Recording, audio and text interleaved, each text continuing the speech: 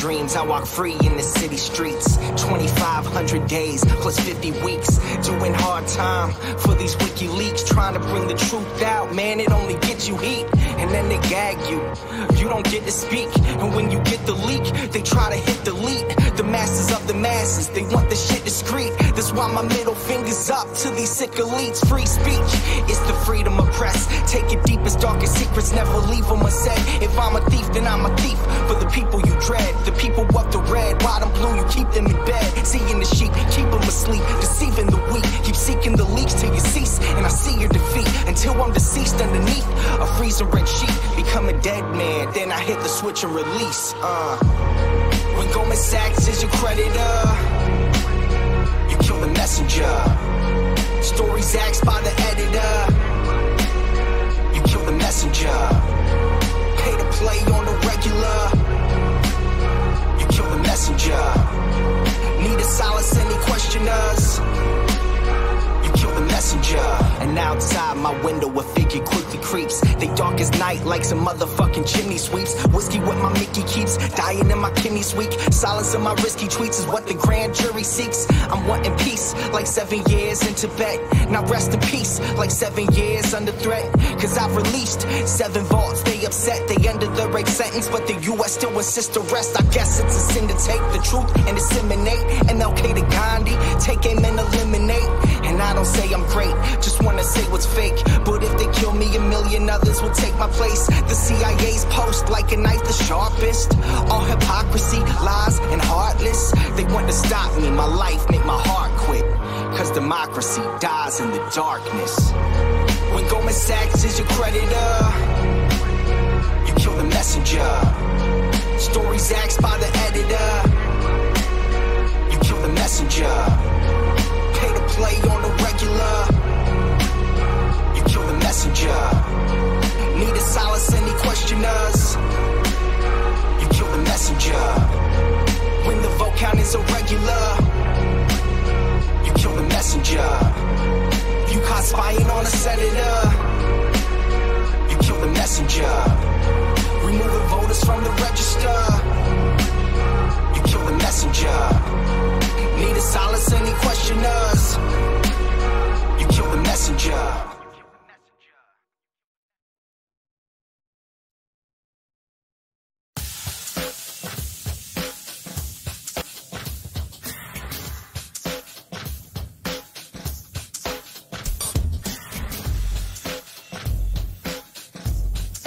Kill the messenger. Kill the messenger. Kill the messenger.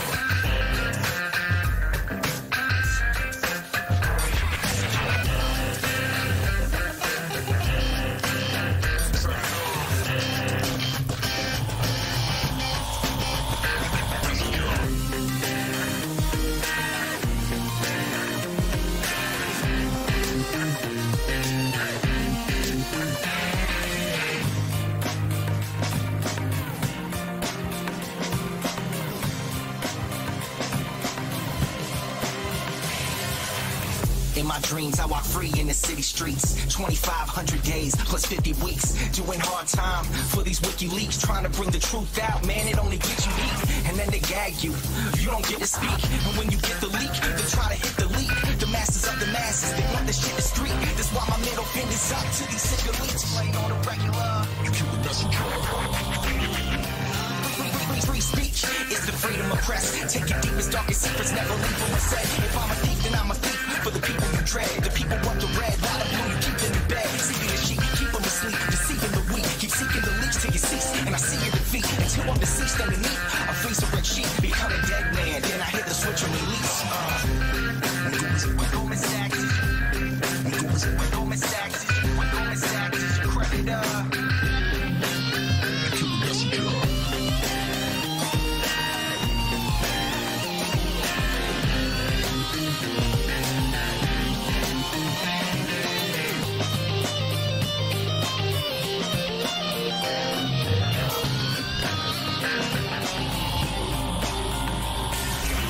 and now Outside my window, a figure quickly creeps. They dark as night like some motherfucking chimney sweeps. Whiskey what my Mickey keeps, dying in my kidneys weak. Silence of my risky tweets is what the grand jury seeks. I'm wanting peace, like 7 years in Tibet.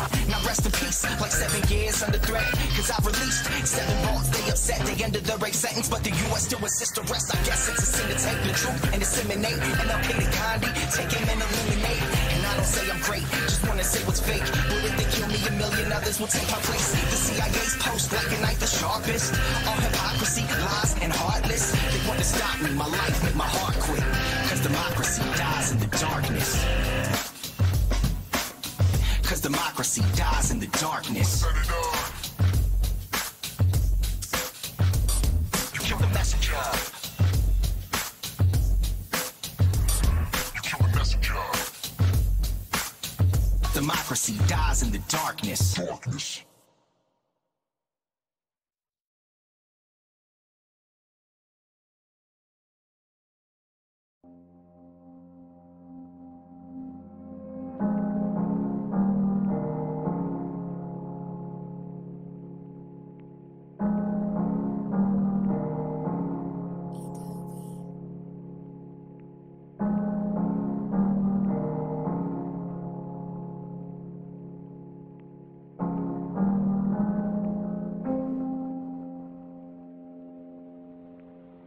Feeling cold now, but got the heater on. Feeling sold out, even though I'm keeping strong. But can I hold out when every bit of freedom's gone? They want me rolled out, never to sing freedom song. I wanna see the sky, I wanna feel the rain. But gotta keep away from windows, that's some window pane. It's just a shame, couldn't have planned out all our dreams. Now I scream, cause there's a man in the machine. But the train is off the tracks, and damn it's losing steam. I wanna call Christine, I haven't seen since 013. I'm missing life like 3 strikes each night. Seems like 3 nights ain't right. Can't fight, space light, hate life. Wanting to be snake-like, shedding off this gray life. In the dark can't make light, but where I'm headed now is brake lights. Where I'm headed now they break lights. Counting days like brake lights. Feeling weight like brake lights. Had a great life.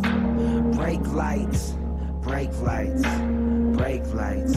Out of place like brake lights. In my face like brake lights. Counting days like brake lights, brake lights, brake lights. Sit here asking, what have I done? If these strings were cut, I'd see my son.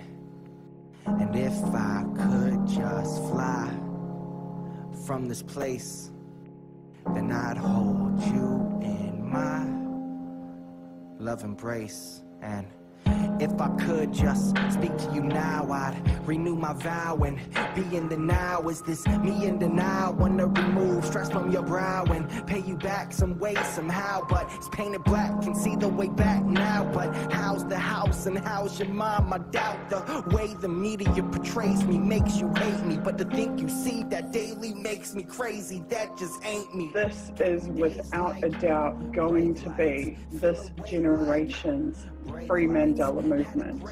Every single generation must fight again the same battles that previous generations have fought.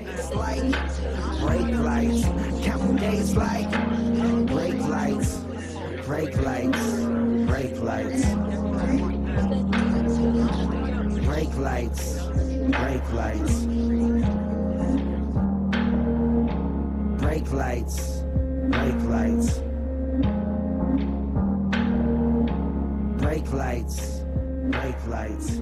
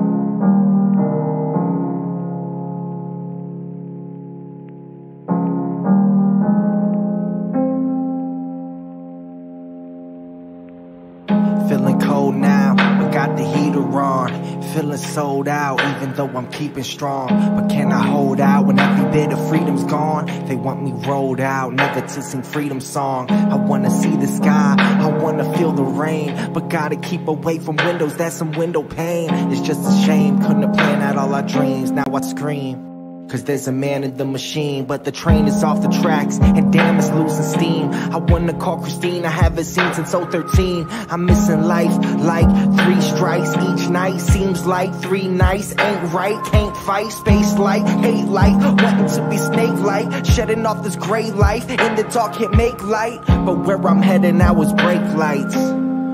Where I'm headed now they brake lights.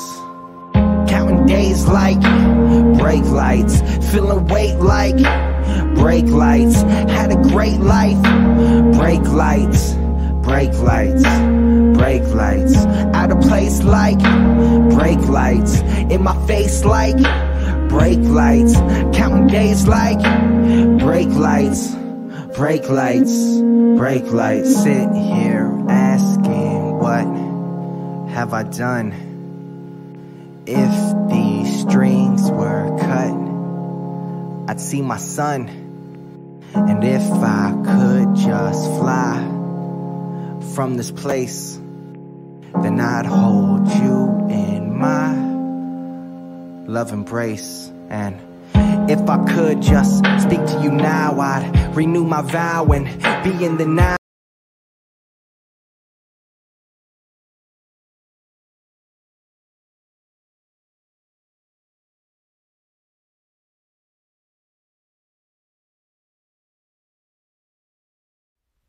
I'm asking you to make a noise, a big noise, and to keep making a noise until my son is freed.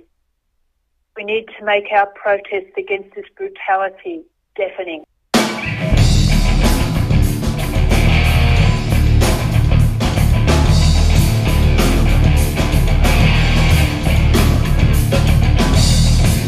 don't want to work for you no more.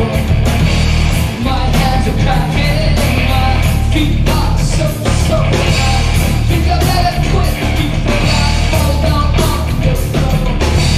You start accusing me. Subordination.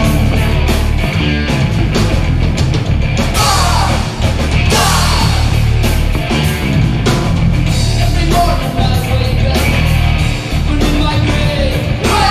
I think about you Wednesday, your monetary pay. Tell me I don't get enough, but brother, I just came at the office, leaving you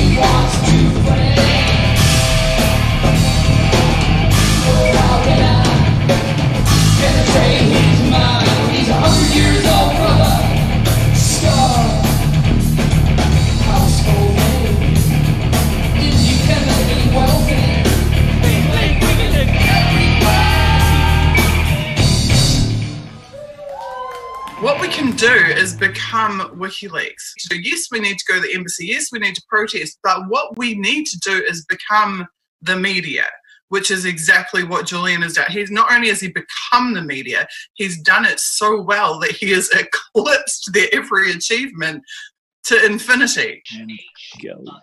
Welcome to the 15th Unity for J online vigil for WikiLeaks publisher Julian Assange. I'm Joe Lauria, the editor-in-chief of Consortium News. Julian Assange is a wanted man because he's published classified information that reveals crimes and corruption of very powerful people around the world, not just in the U.S., but it is in the U.S. that pretends to be a beacon of freedom and democracy and press freedom that has indicted him, or at least has a criminal complaint against him, not according to a judge in Alexandria, Virginia, but we do know that there is a criminal complaint, and the U.S. wants him extradited to the U.S., to that courtroom in Alexandria for the crime of publishing. And for that reason, Julian Assange remains a refugee for 6 years now in the Ecuadorian embassy in London. He knows the moment he steps a foot onto British territory, he'll be arrested and sent likely to the U.S. without even a extradition hearing as possibility, where he would probably not face a fair trial and could spend much, if not the rest of his life, in prison. Julian Assange is an historic test of press freedom. Though the corporate media, which once profited from him, has now abandoned Julian Assange, they themselves could face the same threat to their freedom to publish, were he to be arrested and charged. Today, we've been running a weekly vigil every Friday. We will have a shortened edition of an hour and a half today. I'm going to quickly read today's headlines and then bring in Brian Becker to discuss them. And after Brian, I will go more in depth in these stories. So I want to welcome Brian Becker to the program. And here are the topics of discussion today. A federal judge, as I just mentioned, Leonie Brinkman is her name, refused on Wednesday to unseal the criminal complaint against Assange. She argued there's no evidence that such a complaint even exists, although we know that the government inadvertently leaked part of what appears to be a criminal complaint in which it clearly says Assange has been charged. Number two on the headlines is WikiLeaks has given the Inter-American Commission on Human Rights, which WikiLeaks petitioned previous week, to unseal that criminal complaint and to also to relieve his isolation. This court has given Ecuadorian government 5 days to answer 7 questions on the threats against Assange, asylum after moves to sell Assange to U.S. government for debt relief. WikiLeaks continues to do its work. It dredged up an old document that had leaked of the millions, and that was a coup manual that they call it, in which the U.S. outlines economic warfare it will take against the government it wants to bring down. Of course, the relevance of that is what's going on in Venezuela right now. In addition, new documents were released during this week by WikiLeaks showing that it's continuing to do its work. These are Vatican documents that were given to WikiLeaks and includes a letter by Pope Francis. And this involves a dispute between the Vatican and the Knights of Malta, in which the Vatican essentially has ended the Knights' centuries-old sovereignty. Number 5 in our headlines is Australian diplomats visited Julian Assange in the past few days, and they tell of deteriorating health of the WikiLeaks founder. WikiLeaks points out it has now been over 2 months since The Guardian published its front page intentionally fabricated Manafort Assange story. Its editor, Kath Viner, continues to hide from all press questions on the issue. That's a tweet from WikiLeaks. So let me bring in Brian, because he's got to run along, and I thank you again for joining us. My pleasure. Please weigh in on any of that or any other topics you want to make, in particular why, in general, for our audience, why the Assange case is so important. What does it mean, and why should we be doing these vigils for Julian Assange to begin with? Well, first and foremost, Joe, I want to thank you and the other folks who have helped organize this weekly presence. I think the last question you asked is the most important question. Why does this matter? And why does Julian Assange's case matter? And matter, of course, not only to him and to his family, which it obviously would, but to all of us, all the people who actually believe in justice, who want to tell the truth. It matters most importantly because what Julian Assange and WikiLeaks have done, not once, not twice, not even 20 or 30 or 40 times, but hundreds of times, is revealed documents that are true, revealed documents and stories, all of which are proved to be true, none of which have been claimed by anyone to be untrue, that reveal that governments that speak in our name are carrying out criminal activity of all types, including, and most notably in the case of the Iraq War, crimes against humanity, war crimes, and most importantly, the crime against peace. The WikiLeaks documentation, which all of the media wanted to get. You think about the Iraq war logs, for instance, the journalist from Reuters who was shot dead in cold blood, along with others, including many civilians, including children who were badly wounded by that U.S. Apache helicopter pilot. Reuters wanted to get those documents. They wanted to get that video. They knew that video existed. And matter of fact, they filed public records requests for that video. The video, when one sees it, and I hope everyone has seen it, or if you haven't seen it, take a moment to go look and find it. That video shows that the U.S. government military personnel were engaged in crimes against humanity and war crimes. Now, we know about that because, not because of Reuters, because they were unsuccessful in their FOIA bid, their public records request bid.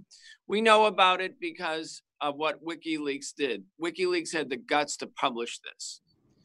And right now, what the U.S. government is trying to do by demonizing Julian and criminalizing Julian and making it impossible for Julian to have free movement is to try to shut him down and shut WikiLeaks down. And most importantly, to shut anybody down who wants to either be a whistleblower, a truth teller, or to do that which WikiLeaks is also doing, which is to publish materials that the public needs to know. So this is an epic battle. It's a David and Goliath battle, clearly. It matters to us because if they succeed doing this, we the people, we the public, lose this valuable source of information, and other whistleblowers who are contemplating, should they tell the truth? Should they expose criminal activity or fraud or abuse? Should they come forward? Again, it's a chilling message. It's designed to create a monumental headwinds for any potential whistleblower to contemplate that they might suffer the same fate. Arbitrary detention, being holed up, possibly facing, as you put it, many, many years in prison. We should also care because when we see, as we did in the Virginia court case in the last week in Judge Brinkema's court, we've entered this never world, this unbelievable Alice in Wonderland, well, Kafkaesque world whereby the court has a secret grand jury. And the word leaks out that a grand jury exists. And then the Julian Assange and his legal team come in to ask the court to unseal the indictment so that Julian Assange in particular and his legal team can understand the indictment. And the judge says, well, the public's desire to understand what's happening is, quote, premature. Like, what does that mean? That's her words. It's a premature desire to learn the truth about a secret grand jury. So a secret grand jury is in existence, apparently. It inadvertently, through a court filing, is acknowledged to in fact exist. Julian Assange goes into court, and the judge rules, quote, courts cannot perform the delicate balancing required by the First Amendment and common law doctrines under such circumstances. And then by acknowledging if she were to unseal the indictment, she would be revealing that a grand jury, in fact, does exist, and the government has kept the grand jury secret. So then you must ask yourself, what's the point of having a court? What's the point of having a court if the judges feel so duty-bound to defend the national surveillance state, even as it commits and conducts itself in illegal ways? What's the point of having a court? I mean, it truly is a Kafkaesque nightmare whereby no one is entitled to learn the truth. And if you learn the truth and want it confirmed, your desire to learn the truth is, quote, premature. Because, of course, the secret keepers haven't made it publicly available information, but nor will they. That's the point of a secret grand jury proceeding. I mean, it's really, it makes one's head spin. So I think those are some of the issues. There's one other issue that I want to highlight.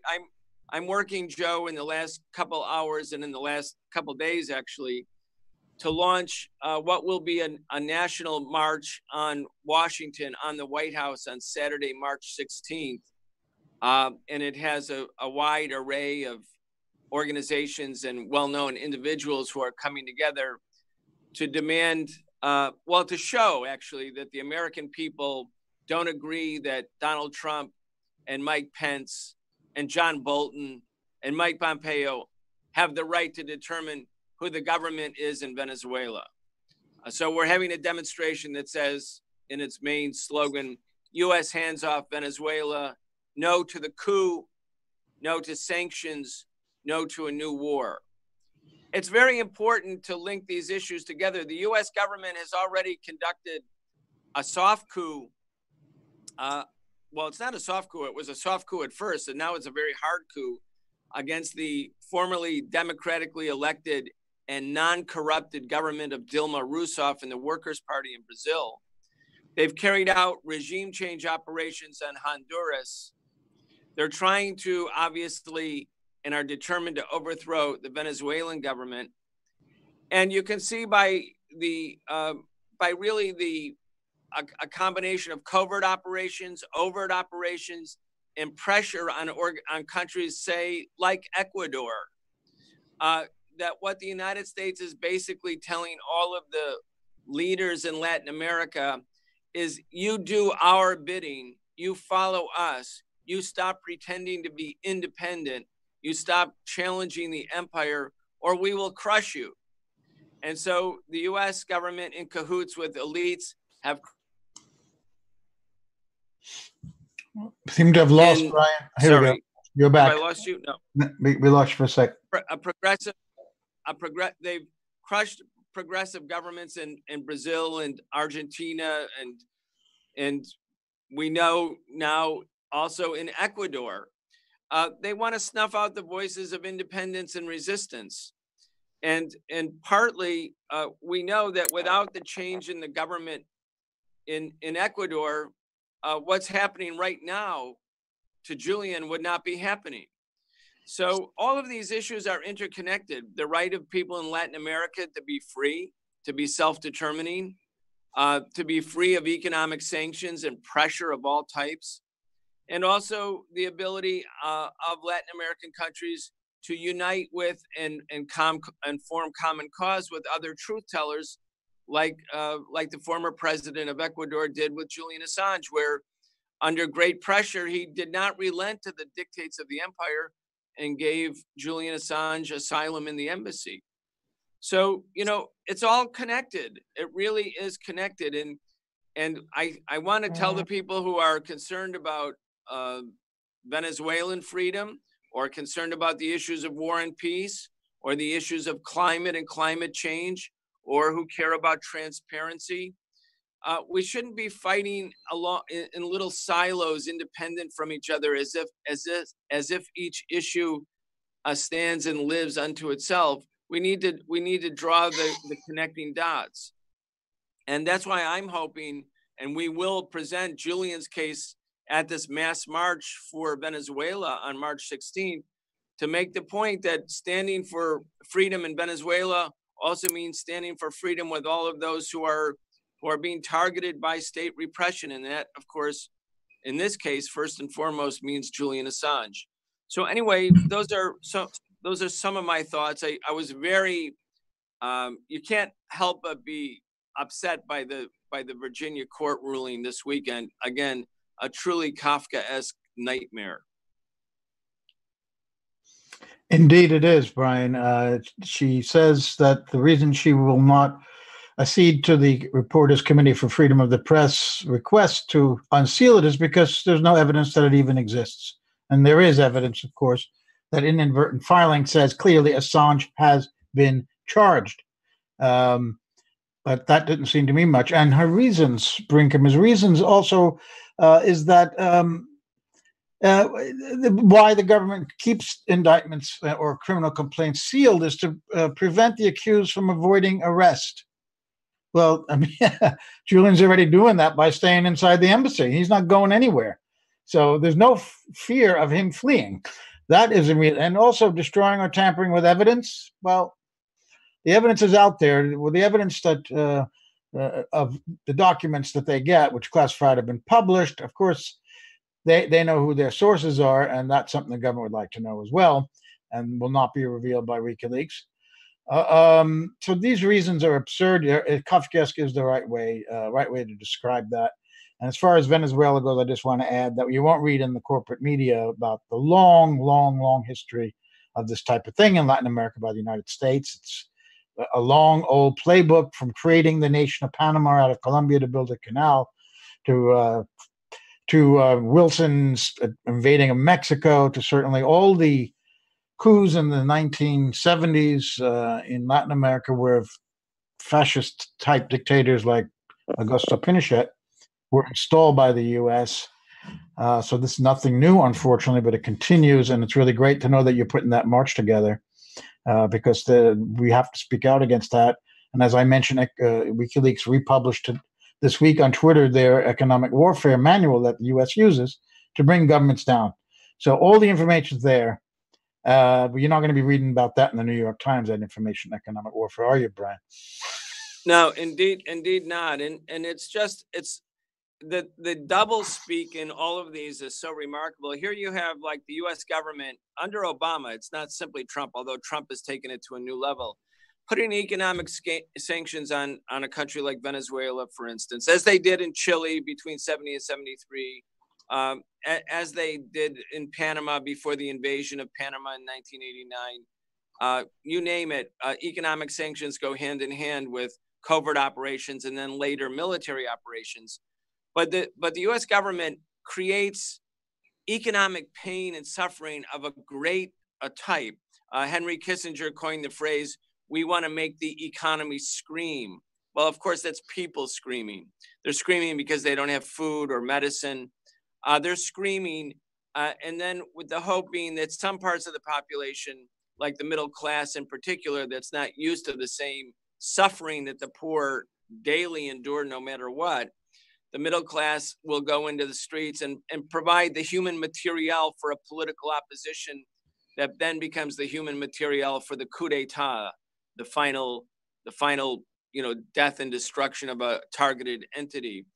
And then when the people are screaming and they go into the streets because there's no food or no water or no medicine or unemployment is skyrocketing, then the same government that imposed the sanctions turns around and says, we are with those poor people in Venezuela or Chile or Guatemala or Panama. We are with them. We feel their pain. And we know that the problem is corruption and mismanagement by the existing targeted government. And you see this all around the world. In the 19th century, and even in the 20th century, colonialists just did what they did. They didn't have to pretend it was for some noble cause. Like, the U.S. Marines and Army were sent to Haiti in 1915, and they just marched right into Port-au-Prince to the main bank, and they took all the gold of the country's gold, took it out of the country, put it on a boat, and sent it to First City National Bank in New York, now Citibank. They just did it, and they did it because they could do it. Now we have the UK, where Julian Assange is holed up. They seized $1.2 billion of Venezuelan gold, But unlike Wilson and the Americans 103 years ago, they don't have to, they can't just take it. They have to say it's for something good. It's for a noble cause. It's for freedom. It's for democracy. We're seizing the gold. But the only difference between imperialism in 1915 and 2019 is the explanations change, but the motivation is pretty much the same. And it's the loot. Why do you think the explanations change? Huh? Why do you think the explanations change? I have an idea. I want to know what you think. Yeah, I think it's because of the empowerment of human beings in the political process are such. The franchise exists globally. People go to the polls. You can't completely discount the masses of people and their opinions as could be done during the colonial era. So now they have to be sort of massaged or manipulated, or Chomsky puts it, manufactured consent, because unlike 100 or 200 years ago, where the opinions of the masses of people anywhere didn't matter, they do now. So the form of ruling class rule over society has shifted. It's required some sophistication in language. You can't just say, this is going to be the American century, although that's coming back now too, some of the colonial language. So I think I think that's the main reason, because of the empowerment of people. And the colonial slaves of 200 years ago will not accept the idea that they should be colonial slaves ever again. So the appeal to them has to be based on something else. Yes, I mean, we can absolutely, public opinion became an issue in the First World War when many Americans did not want the U.S. to enter that war. So Wilson created the Creel Committee, which was basically a propaganda ministry to sell the war to the American people, out of which the private business public relations industry was born. It was quite successful. So they had to start dealing with the issue of the public's opinion to manipulate and suppress it. But again, during the Vietnam War, maybe for the first time and only time really in U.S. history, there was such a huge public protest that they had to take that into account in the future. So they have to cloak it in this rhetoric, and they also had to change. When Bush invaded the first Gulf War, he said that the Vietnam syndrome was over because they decided that they had to stop that kind of public protest, and the media the government no longer allowed reporters on the ground, as they were in Vietnam, to bring the war home in its bloody gore to the American public. So we had the advent of the embedded reporter. So you're right, all these controls that have to be implemented because they are now a little bit more fearful of the public reaction. And in the developing countries, after the success of various revolutions throughout developing countries in Africa, the whole anti-colonial and decolonization of Africa, Cuba, etc., as you just aptly pointed out, those countries do not accept American interference the way they would have accepted what Belgium did in the Congo, for example, in the late 19th century. So we're in an era, and we have to bring in WikiLeaks here because, and this is why they want him so badly. They want Julian Assange because he has revealed in a way that the media has never done before the absolute truth, because those are the documents themselves. This is not journalists being leaked or being told something. We can read the documents for ourselves, so we know how the government operates. We know they use sanctions as economic warfare, as that document they just republished, WikiLeaks just republished, showed. So this is another reason why they've got to fight back and use sophisticated PR and also try to arrest Julian Assange and shut down WikiLeaks, but they can't do it because, as we've just seen, a new tranche of documents came out in the Vatican this week, so WikiLeaks works continue. Brian, if you could stay with us a few more minutes, otherwise I understand if you have to go. Yeah, let me just, I do have to run, but let me just say, I want to comment on some of your points there, because I think we've gone into an important subject right now. And again, why this actually matters so much.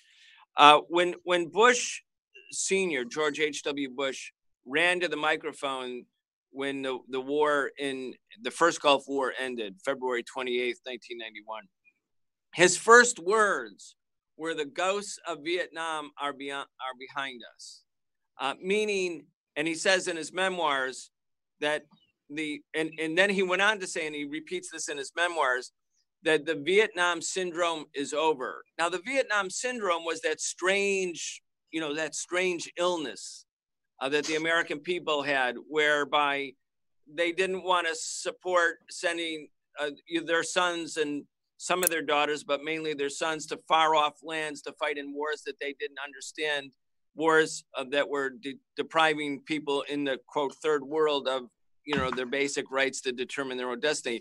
So the Vietnam syndrome was a thing. I mean, it really was a thing. It became a restraint on the ability of the American government to escalate the war. That's why when Nixon and Kissinger said they had that secret weapon to end the war in '69 when they came in, which was really to drop a nuclear bomb on Vietnam.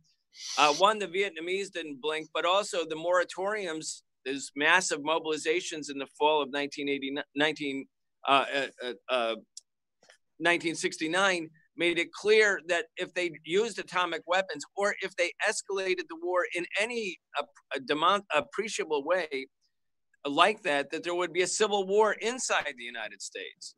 And so that became a restraint on them.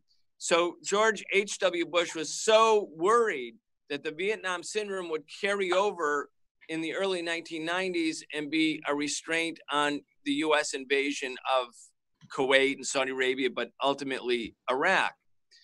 And, that shows that the governments actually do care in this day and age about public opinion. And, I think it was fanciful on their part. They had their fingers crossed. They didn't know if there would be a massive anti-war movement. There was, in fact, a massive anti-war movement at that time, but the war ended so quickly that the anti-war movement petered out. And then the same thing happened in the run-up to the 2003 war. We were having demonstrations literally of hundreds of thousands of people month after month after month.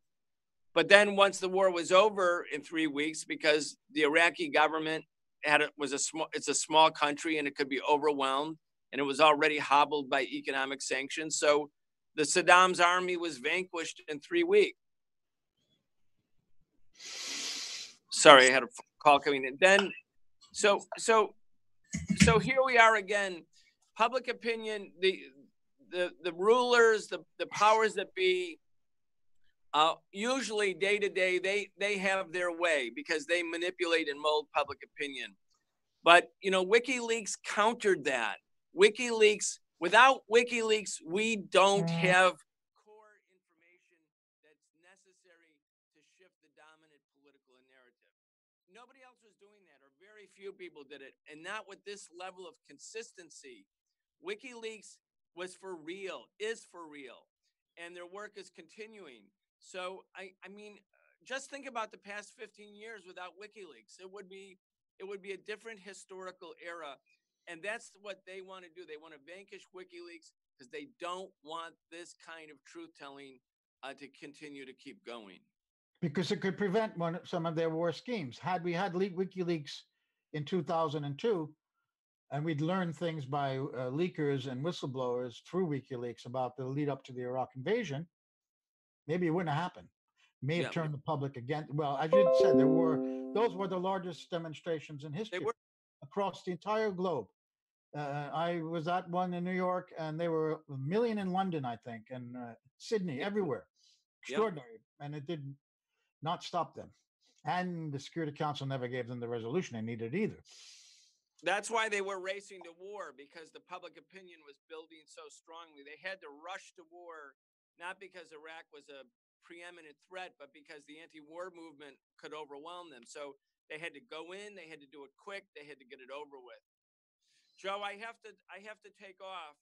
I do want to thank you again for hosting week after week on my part and the part of the Answer Coalition as we're doing this work against the coup effort against Venezuela. We are going to continue as we do this to raise the case of WikiLeaks and Julian in particular, and we'll be glad to come back on future online vigils. Well, thank you, Brian, for being here now, I think 3 weeks in a row, and I really appreciate you stopping by, and it was a short but very interesting conversation with you. Thank you again. Talk soon. Bye-bye. Bye. Thank you to Brian Becker. He's the host of the radio program Loud and Clear. The co-host is John Kiriakau, who's been a frequent guest on these vigils.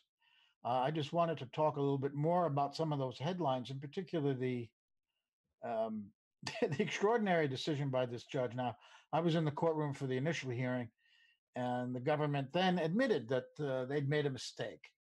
But the government says that that's all that they're admitting, that it was a mistake, and no one could speculate anything more than that. And of course, the mistake they made was to copy and paste from one criminal complaint into another one. And the one they took from was because apparently the same prosecutors or team were working both on the Assange case and on this totally unrelated case of a criminal case with some guy, nothing to do with WikiLeaks or Julian Assange, but happened to be in the same prosecutor's office. So an apparent innocent mistake was made, where instead of copying and pasting something from Assange's criminal complaint into another part of the Assange complaint, it was put into this other guy's indictment. And when it became public, someone noticed it. And this is why this whole thing happened. And the committee, the Reporters Committee for Freedom of the Press, is in by no means any kind of radical organization or linked formally in any way to WikiLeaks. They're pretty mainstream, but they just go on the principle of the press needing information from the government. And when you stick to that, you can come up with some pretty good motions. And that's what this group did. They argued that because that indictment, those two paragraphs from the Assange criminal complaint clearly say that Assange has been charged. And here's the quote: "The United States has considered." This is from one of the paragraphs that was mistakenly revealed last fall. Quote: "The United States has considered alternatives less drastic than sealing, including, for example, the possibility of redactions, and has determined that none would suffice to protect this investigation. Another procedure short of sealing will not adequately protect the needs of law enforcement at this time because due to the sophistication of the defendant and the publicity surrounding the case, no other procedure is likely to keep confidential the fact that Assange has been charged." The fact that Assange has been charged, and yet Judge Briekerman says she can't unseal it because there's no evidence to prove that this criminal complaint even exists. That is the essence of Franz Josef Kafka, who we've been referring to. So it doesn't look like we're going to be able to see what the details are of that indictment, even though this Inter-American Court or Commission for Human Rights has demanded answers from the Ecuadorian government on that very question. They don't have binding legal charge over governments in the OAS. It's part of the OAS, so we're unlikely to find that. If you're interested in this Vatican story, I urge you to go to WikiLeaks website and read more about it. It's quite an interesting historical issue where the Knights of Malta, who trace their history all the way back to the Knights who were involved in the Crusades in Jerusalem, they have basically had the sovereignty as a sovereign nation, even in Malta. But the Vatican in this dispute has, in essence, ended it. One of the issues was that the Knights of Malta had promoted distributing contraceptives, which of course the church is against.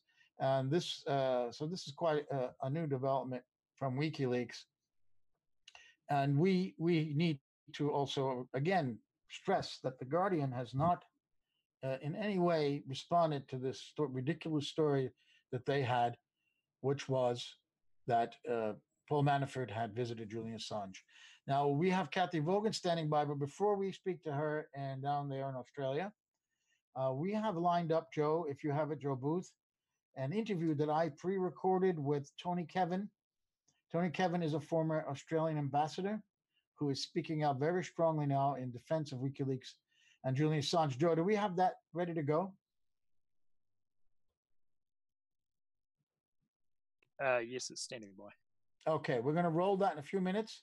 Kathy, I ask your patience if you can wait till the end of this 20-minute interview. Okay, I just got a thumbs up from Kathy, which is great. So we're going to watch this 20-minute interview with Tony Kevin, and then we could talk about that and other issues with Kathy down there in Australia.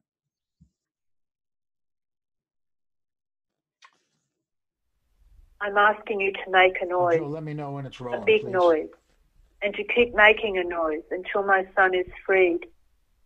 We need to make our protest against this brutality deafening. I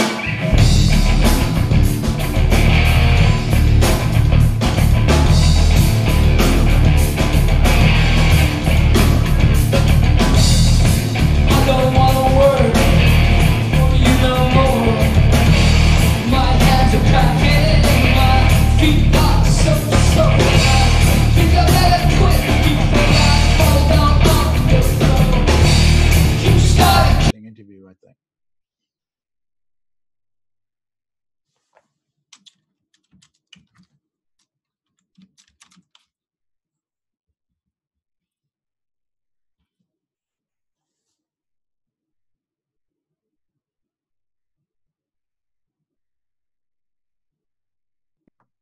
We just got the two videos on top of each other. Unfortunately, I just got kicked off the remote and didn't mute the other one.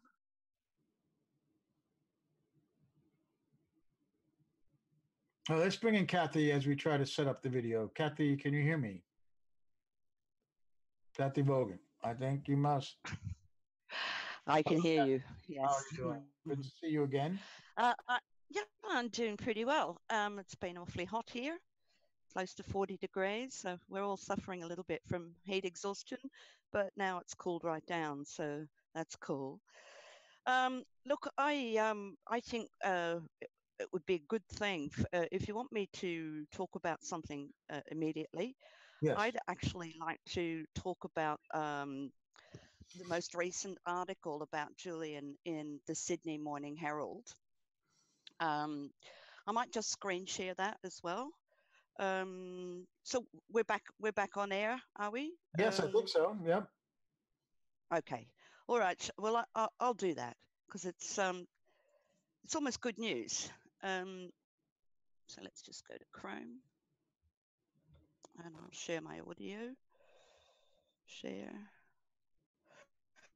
And incidentally, if we have a problem with Tony Kevin's interview, you did pass me a copy to let me see it. We do have Tony Kevin coming to speak live in Sydney. Oh, sorry, not. Yeah, he'll come in live for the Q&A, but we have this event coming up on the 14th of. Let me go to this one first, because we are talking about Tony Kevin. So politics in the pub in Sydney, we did on the August 9th last year, we did the gagging of Julian Assange, which was a live to air. And we're back on the 14th of February, live streaming. We've got Caitlin Johnson, fantastic independent journalist and poet. We've got you too, Joe, which is exciting news. We've got Tony Kevin, and we've got James Cogan, who was supposed to be there last time. That one there, the future of Ireland after Brexit, by the way, is being changed to Venezuela in a hurry because our club didn't seem to be ready to do that one, so we had a cancellation. So it was great to give some urgent attention to Venezuela. But this is our live to air on February 14th, Valentine's Day, which is not that far off now, less than 2 weeks. So that's, if anybody's coming locally, that's the Gaelic Club. And if you're wanting to watch live, there is the web address. So I will have it streaming live through the website. So that's all you need to know. Politics in the Pub, all one word, .org.au. And by the way, on our website, we have a link here to donate to the Legal Defence Fund of WikiLeaks, which is always needing a top up because the costs of litigating against defending oneself against the state are just so expensive, as John Kiriakau has pointed out. And it's a whole process, absolutely drains people of their finances. That's been talked about plenty. There's also Christine Assange's interview on our website from 9th of August. And if you look at that, there's also the transcription, the full transcription.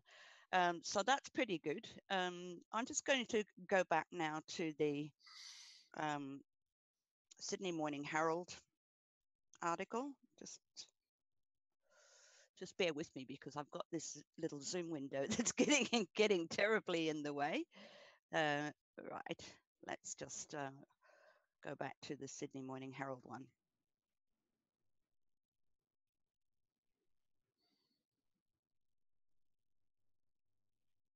That's not the right one, is it?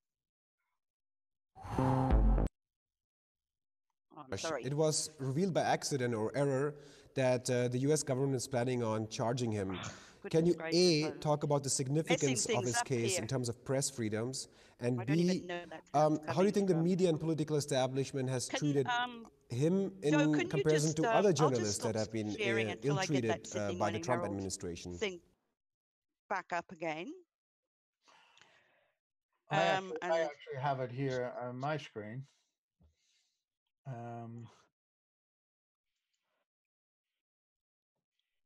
Oh, that's a great interview with Glenn Greenwald that I was watching. It just came out last week, but for some reason I can't seem to go back. Oh, here we go.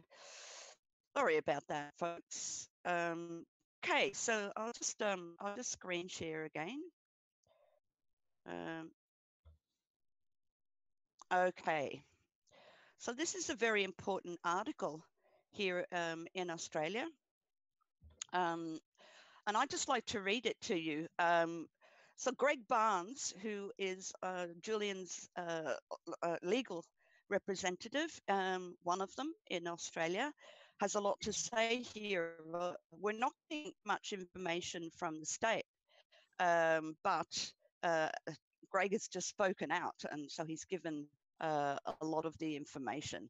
So what we've had happen, and as you announced in the headlines, Australian diplomats have reportedly visited Julian Assange in Ecuador's embassy in London to hear firsthand about what his lawyer says is his deteriorating health. Greg Barnes, an Australian lawyer and advisor to Assange and WikiLeaks, revealed the visit had taken place.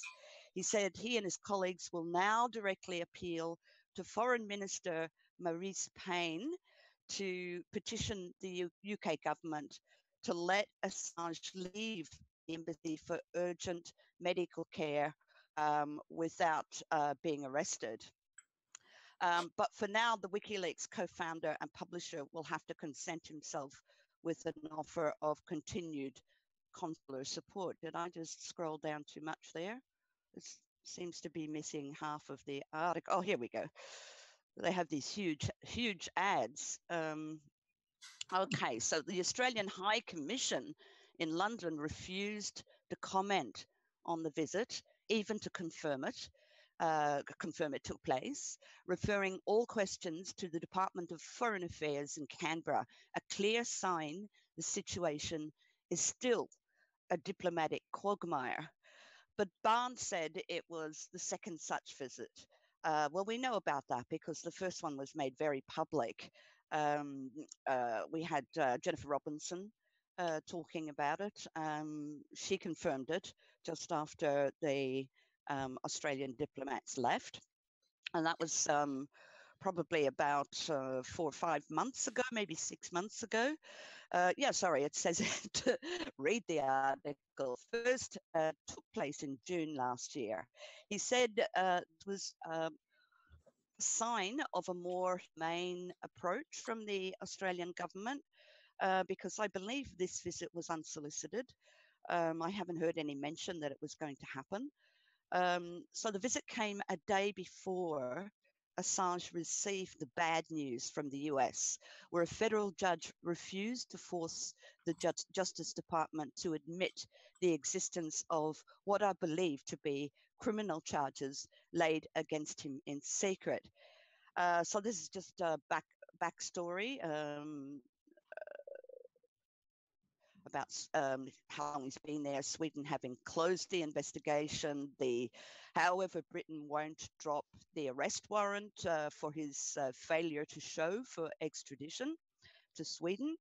It's going back a long time, and we wonder why, because the primary case has disappeared, but, you know, it's a hook with which to grab him when he walks out of that embassy.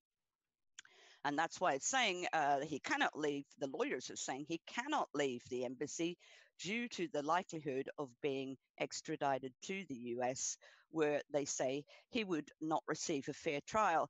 And if you listen to the interview with Julian Assange from August 9th, she fully details the legal context of an asymmetrical extradition arrangement between the UK and the US. So the US really don't have to present a prima facie case to get someone extradited. It's pretty well just you know, an automatic process where it can happen very, very quickly. I've even heard, I think it was Francis Boyle who may have said that he would he could be on the plane to the United States within the hour. That's probably very, very quick. But I think that was, you know, without let me interrupt a minute. That was Ray McGovern who said that. Although was Francis, it Ray McGovern? Yeah, Francis doesn't exclude that possibility, but he did go through in that interview I had with him what legal options existed, and there could and should be a hearing. So that's possible. Right. Not Yes. known what would happen. Okay, I'm very sorry about that. Yeah, I do remember Francis talking about. So Iran said they welcomed the visit by the High Commission consular officials who were briefed on Assange's medical issues and difficulties. They have seen firsthand the untenable situation Julian is in. His health is deteriorating, yet he cannot get medical care for fear of arrest. It's really barbaric. Oh gosh. We will be asking Senator Payne to seek undertakings from the UK that Assange can leave the embassy for healthcare without being arrested. Barnes said Assange was in one arm and needs dental work. I do believe from John Pilger's speech, he was talking about the letter that Julian's father sent to our Prime Minister. And he said that Julian had a chronic cough for a very long time now, for years. And so he needs an X-ray. That's not something that can be seen from the outside, but I have certainly heard it hundreds of times. Julian does have a terrible cough. So we don't know what's wrong, and that could be something even more serious. But being in chronic pain from one's arm, that's a frozen shoulder to start with, but it's now sounding like it's the arm as well. And I did actually read that can be a symptom of vitamin D deficiency, although I'm sure that measures are being taken to stop his levels of vitamin D going down to critical levels. He is ashen, though. That's something that various people have reported, that his skin was pure white. Which is normal if you haven't seen the sun for going on 7 years now. We're going into the 7th year since the man hasn't seen the light of day, felt the grass under his feet, or the wind, or heard the birds, all those kinds of things that we feel a part of, we take for granted as everyday life. But this man is locked in a room virtually now because his access to various parts of the embassy has been restricted. So you have also this, so it's saying that his health continues to decline. On Wednesday, a US district judge refused a request from WikiLeaks to force the Justice Department to reveal a secret criminal charge against Assange. So yeah, this is the mix-up in Virginia court, and we have the judge Leonie Brinkema, who's talking about, oh, we can't move really when there's such uncertainty. What a joke! What a joke! Sorry, no, my screen's sharing. Just I got a message to say it was stopped, but that's enough anyway. So I was just thinking that two things. I believe that there still is a second chance, and Joe, you can come in and verify this for me. There is a second chance to have the charges unsealed from the Inter-American Court of Human Rights, because that is one of the requests. And as far as I know, that is another attempt, isn't it? Or is it the same one to get the charges unsealed? It's part of the petition that was filed by WikiLeaks to that Inter-American Commission on Human Rights, part of the American Organization of American States, to end Julian's isolation and to unseal that criminal complaint. But I have to tell you, being a student of American history and politics of the they look upon international organizations as with disdain the moment they do something that Washington doesn't like. We've seen that with the International Court of Justice, which ordered the U.S. to stop mining the harbors of Managua during the civil war in Nicaragua in the 1980s. We see it all the time at the UN, where they don't get the resolution to invade Iraq, they invade Iraq anyway. So they use it as a way to sanction what they're going to do anyway. In fact, inside the Bush administration, just an aside, there were many who didn't even want to go to the UN.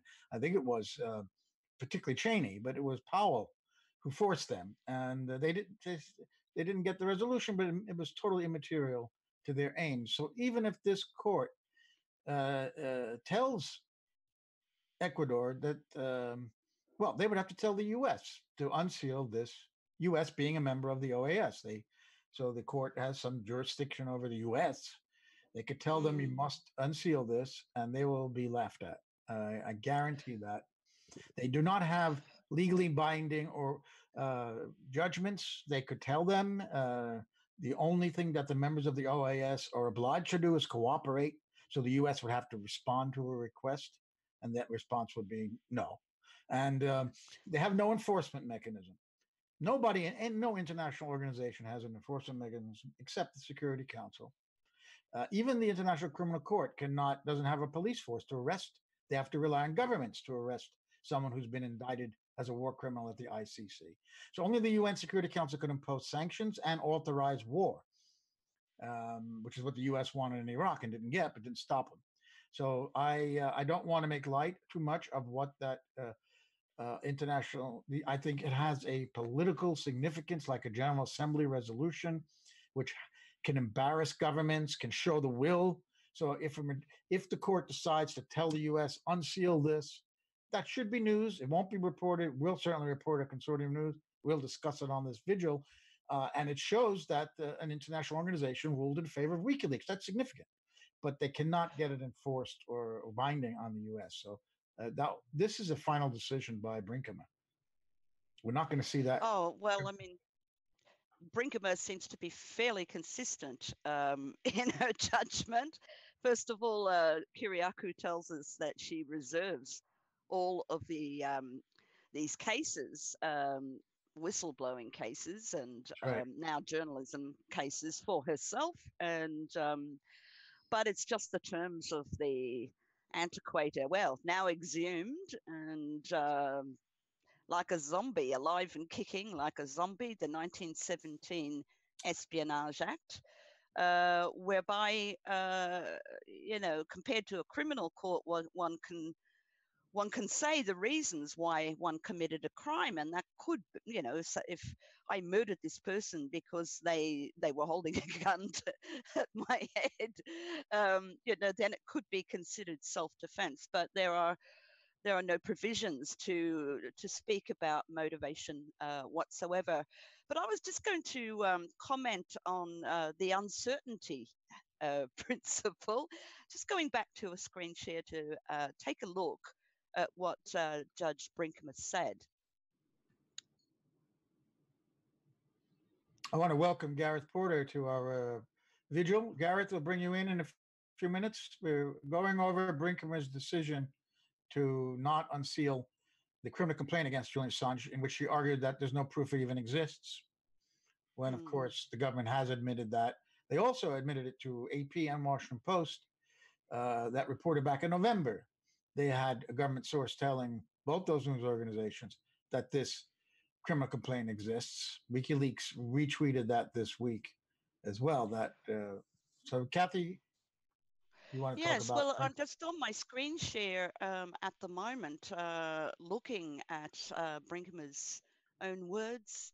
The settled rule that the court will not anticipate a question of constitutional law in advance of the necessity of deciding it.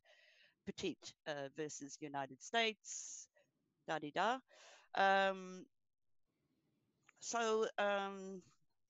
It requires that the committee's application be dismissed until there is sufficiently certain disclosure that charges have in fact been filed. The committee's common law and First Amendment claims are premature.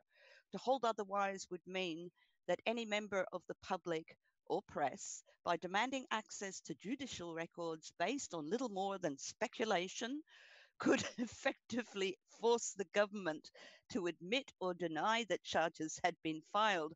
Permitting such fishing expeditions would require courts to sort through endless factual permutations, giving rise to varying degrees of uncertainty.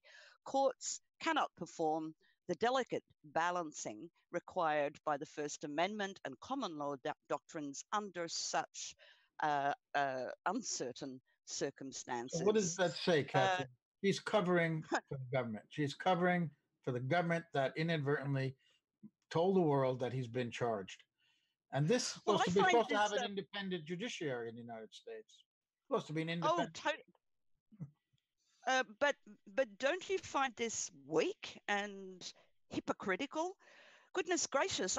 Didn't Department of Justice go on a fishing expedition to Ecuador to question 6 Ecuadorian diplomats, except not Fidel Narváez? He refused this kind of intimidation.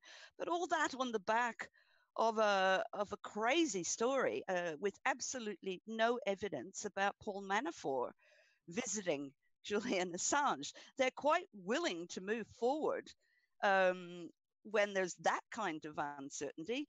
They could say, well, this is an investigation, but, there's absolutely nothing there in terms of evidence. And of course, we have been trying, even Alan Rusbridger is urging Kate Viner to respond. But as I said last week, there's a possibility that, Luke Harding, who was in Ecuador, and the other journalist, forgotten his name. Do you remember it? You mean the Ecuadorian journalist? No, not the intelligence agent, not the CIA intermediary. Getting money from the NED. Yes, she was getting money from the Yes. So they'd been there for 4 months working with the NED on this story. So they probably had a fair idea in view of the fact that their Ecuador co-author in the print edition, whose name was Villavicencio, Fernando Villavicencio. So his name was removed, but it is well known that he has been an intermediary for the CIA. So there is a good chance that the long-term silence, which seemed, it's done a lot of damage to the Guardian's reputation, this one. Well, it's interesting you said that about Rusbridger, because I walked up to him after an event at the National Press Club here in Washington. It was short. There's only a few days after this Harding story appeared, and I asked him about this, and he refused to comment. But now you're saying he's coming out and putting pressure on Viner. Let me bring in Gareth Porter now. Gareth, you have anything that you'd like to say about this Brinkman decision or the Guardian story or anything else about WikiLeaks, why you're here? Why is it important to speak out in defense of WikiLeaks? Unmute your microphone, please. Please unmute your microphone, Gareth Porter. Can I just let you know, Joe, from the chat window that when you're ready, you'll be able to play the Tony Kevin interview. Good. Well, let's hear from Gareth first, and then we will play Tony Kevin's interview. Gareth, please unmute your mic. Okay. Sorry, there you go. Unmute it. Now I've got it. Thank you. Okay, now we can hear you. It was nice seeing you, but I want to hear you as well. Okay. Thank you for welcoming back this stray cat to your group. Well, I'm glad you got on this time. Yeah, sorry that last time I found that the link. I just couldn't get in. Well, anyway, you're here now. Yes. So we're glad you're here. So my thoughts have strayed to Roger Stone, of course, and what's going to happen on his case, and how this is going to affect the fate of the efforts on both sides in this issue. The question being, how is the U.S. side, the U.S. government side, going to attempt to show that WikiLeaks equals Russia, and how successful is that going to be, and how much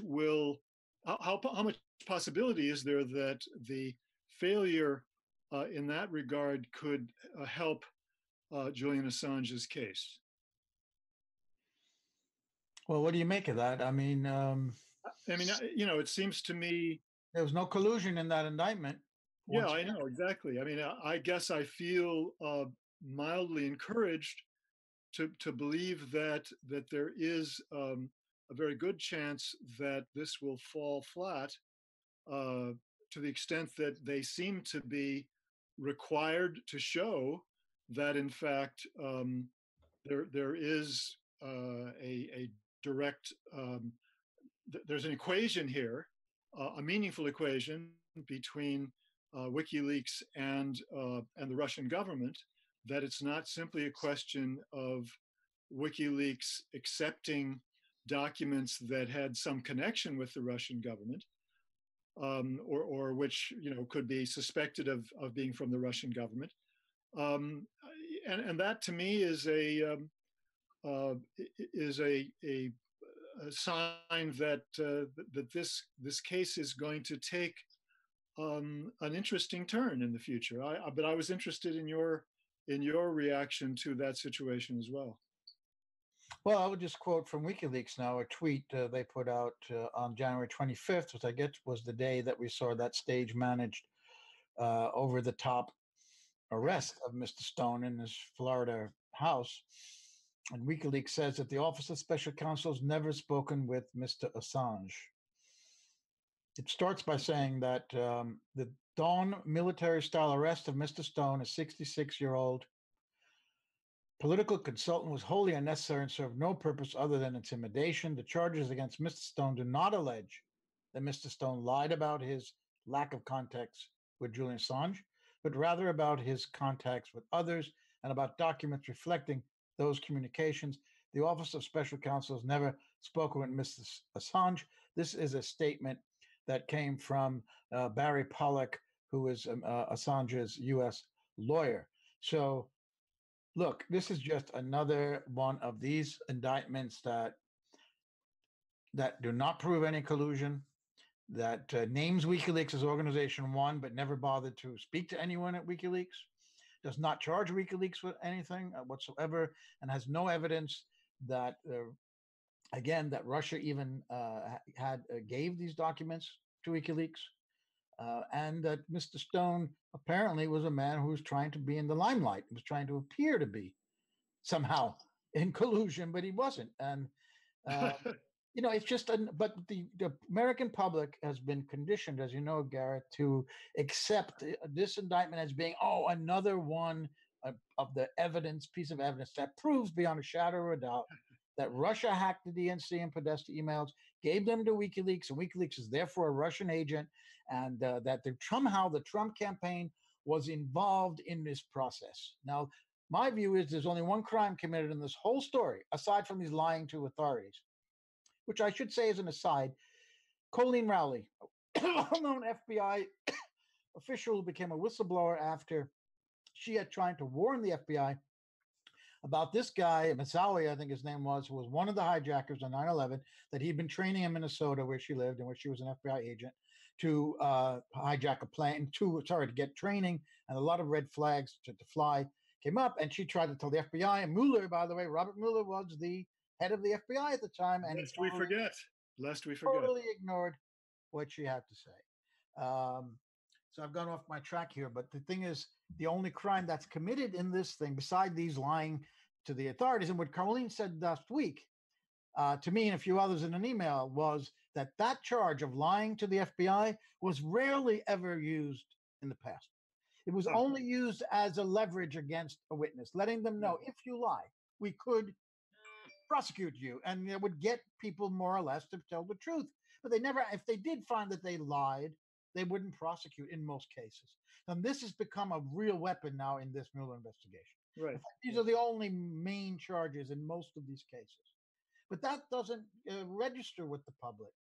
They did something wrong. He was an associate of Trump, collusion. And the fact is, the only real crime committed here was the stealing of those emails, whether that was done by a hack or by a leak, by a Democratic community insider, downloaded to a thumb drive, as the VIPs. Some of the whips have said and tested this, that a transfer was not possible, or even if it were a hack, that is the only crime that was committed here, not publishing these documents. Although under the Espionage Act, there is a provision where they could go after a publisher for publishing classified information. This is what's so troubling about that act, why it's such an abominable act, but why the governments in the past have been very reluctant, U.S. administrations, to invoke that part of the Espionage Act. They didn't do it against Senator Mike Gravel after the publication of the Pentagon Papers in Beacon Press in Boston. He was no longer under the immunity, because he has immunity only as in the middle of a legislative act as a member of the U.S. Congress. They didn't prosecute the New York Times and the Washington Post after publication. They could have. And the Obama administration did not go after Julian Assange and WikiLeaks because of what they call the New York Times problem. Because if they go after him, they have to go after him. It's fair to say, Joe, isn't it, that has become a firm principle in American jurisprudence, insofar as it reflects an understanding that to use it against those publishers would seriously, essentially destroy the First Amendment. I mean, it would be a big blow to the most fundamental element of the Constitution. And so it seems to me that is a fundamental reality here that we are seeing in play, and has been in play for many, many years.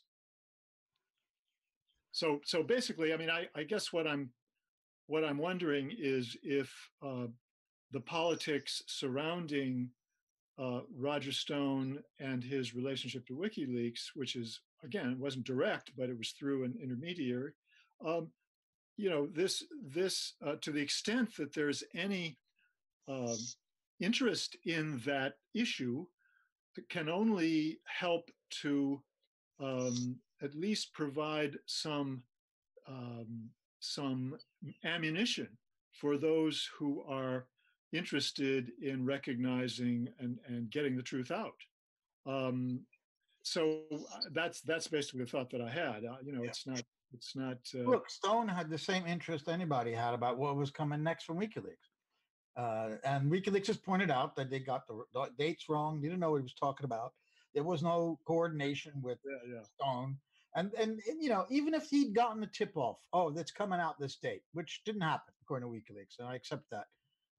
So what? That's not a crime if they told him that we're going to, in a week. Julian Assange announced in June on television before that there was stuff on Hillary. So it was public knowledge already. The whole thing is just so flimsy. They had to get him on these process crimes. lying to authorities, obstructing congressional investigation, etc. But that's good enough in the climate that they've created. They've purposely cultivated this mania about this so that those details are not important. A guy from the right about link that. to Trump was indicted. That's it. And politically, you're absolutely right.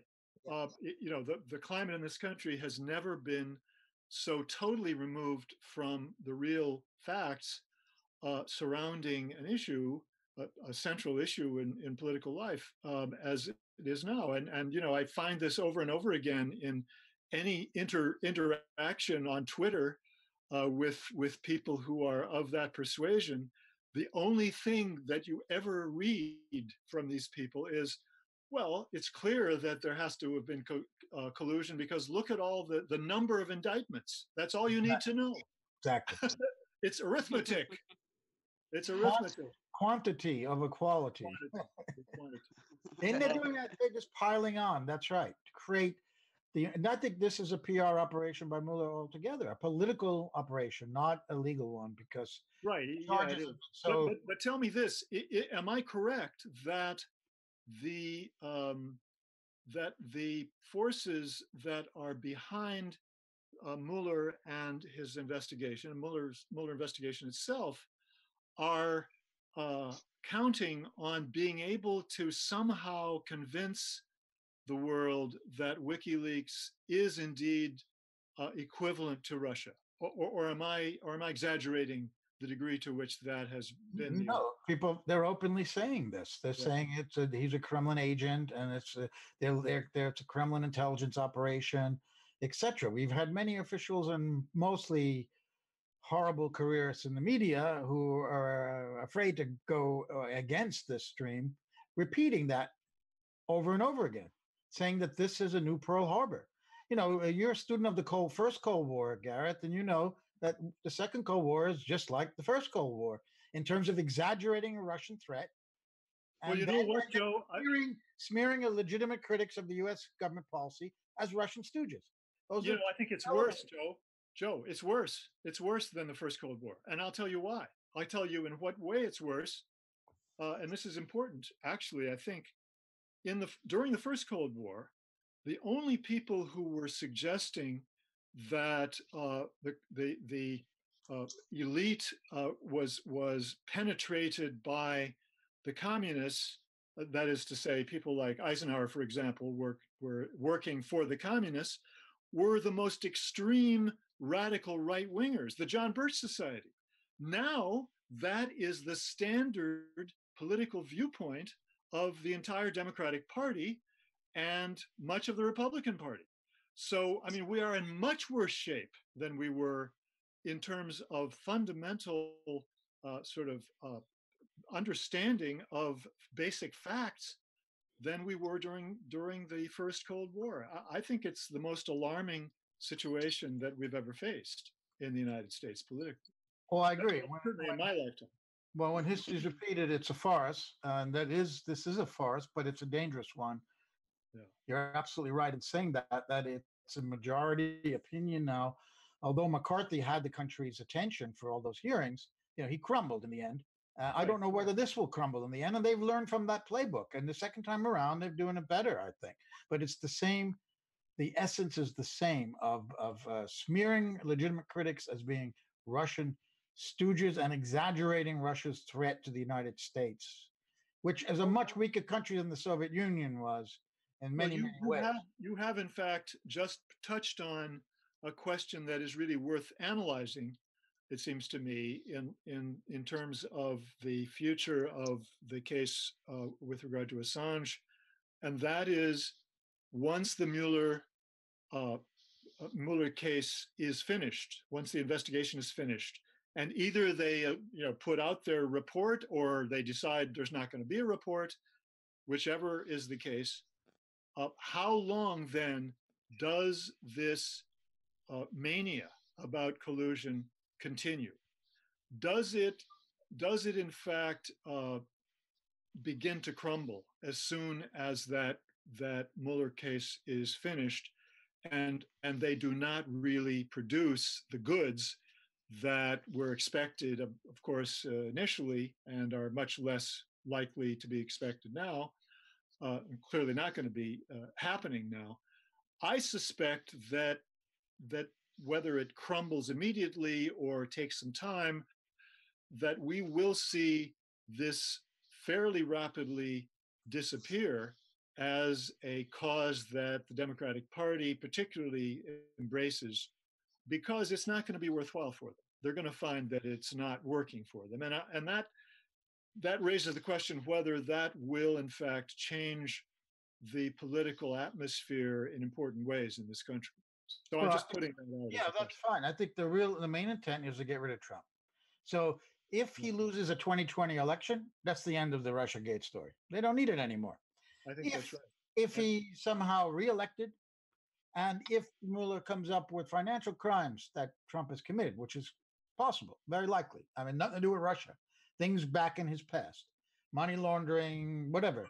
And that's in the report. And if that could lead to the impeachment hearings. I think they want to get evidence to get an impeachment hearing. They need a crime. They need to get a crime against this guy to impeach him. And so that could happen. And if they did impeach him, that's the end of the Russiagate story. And if he loses the election, it's the end of the Russiagate story. Should he win re-election and there's not an indictment or any crimes, financial crimes, I don't know how, without Mueller's investigation, they can keep this going unless the House, particularly now since the Democrats control it, House Intelligence Committee continues hearings, doing their own investigation. You know, there are multiple investigations here. So they could try to continue to keep this. And as we've seen, they don't need really strong evidence or any evidence at all to get Rachel Maddow and her cohort to go mad on the internet. You know, last week she said the cold snap in the United States present an opportunity for Russia to turn off the heat, to kill a lot of Americans. This comes right out of the 1950s. I mean, this is unbelievable. Maybe worse, as you say. Maybe. I think it's worse. But I do think that it is the case. I mean, there's a huge difference between Democrats being able to discuss seriously a case for impeachment based on financial crimes on one hand, and Democrats having some substance or claimed substance from the Mueller investigation with regard to alleged collusion with Russia. That makes the difference between a political atmosphere which is totally toxic in terms of any discussion of issues that relate tangentially or directly to Russia or to WikiLeaks. And so that's a very important distinction. Well, they have settled in the public mind that Russia stole these emails. You see now all corporate media say the emails stolen by Russia, not allegedly stolen by Russia. They are violating Journalism 101, which any Cub reporter knows. When an indictment is made, that is not a conviction. That is an accusation, a formal accusation, in which evidence doesn't have to even be presented. That could be saved for the courtroom. But this indictment is proof in the minds of the media that Russia stole the emails. So they're not only going after Trump here, they're going after Russia. They want to damage Russia.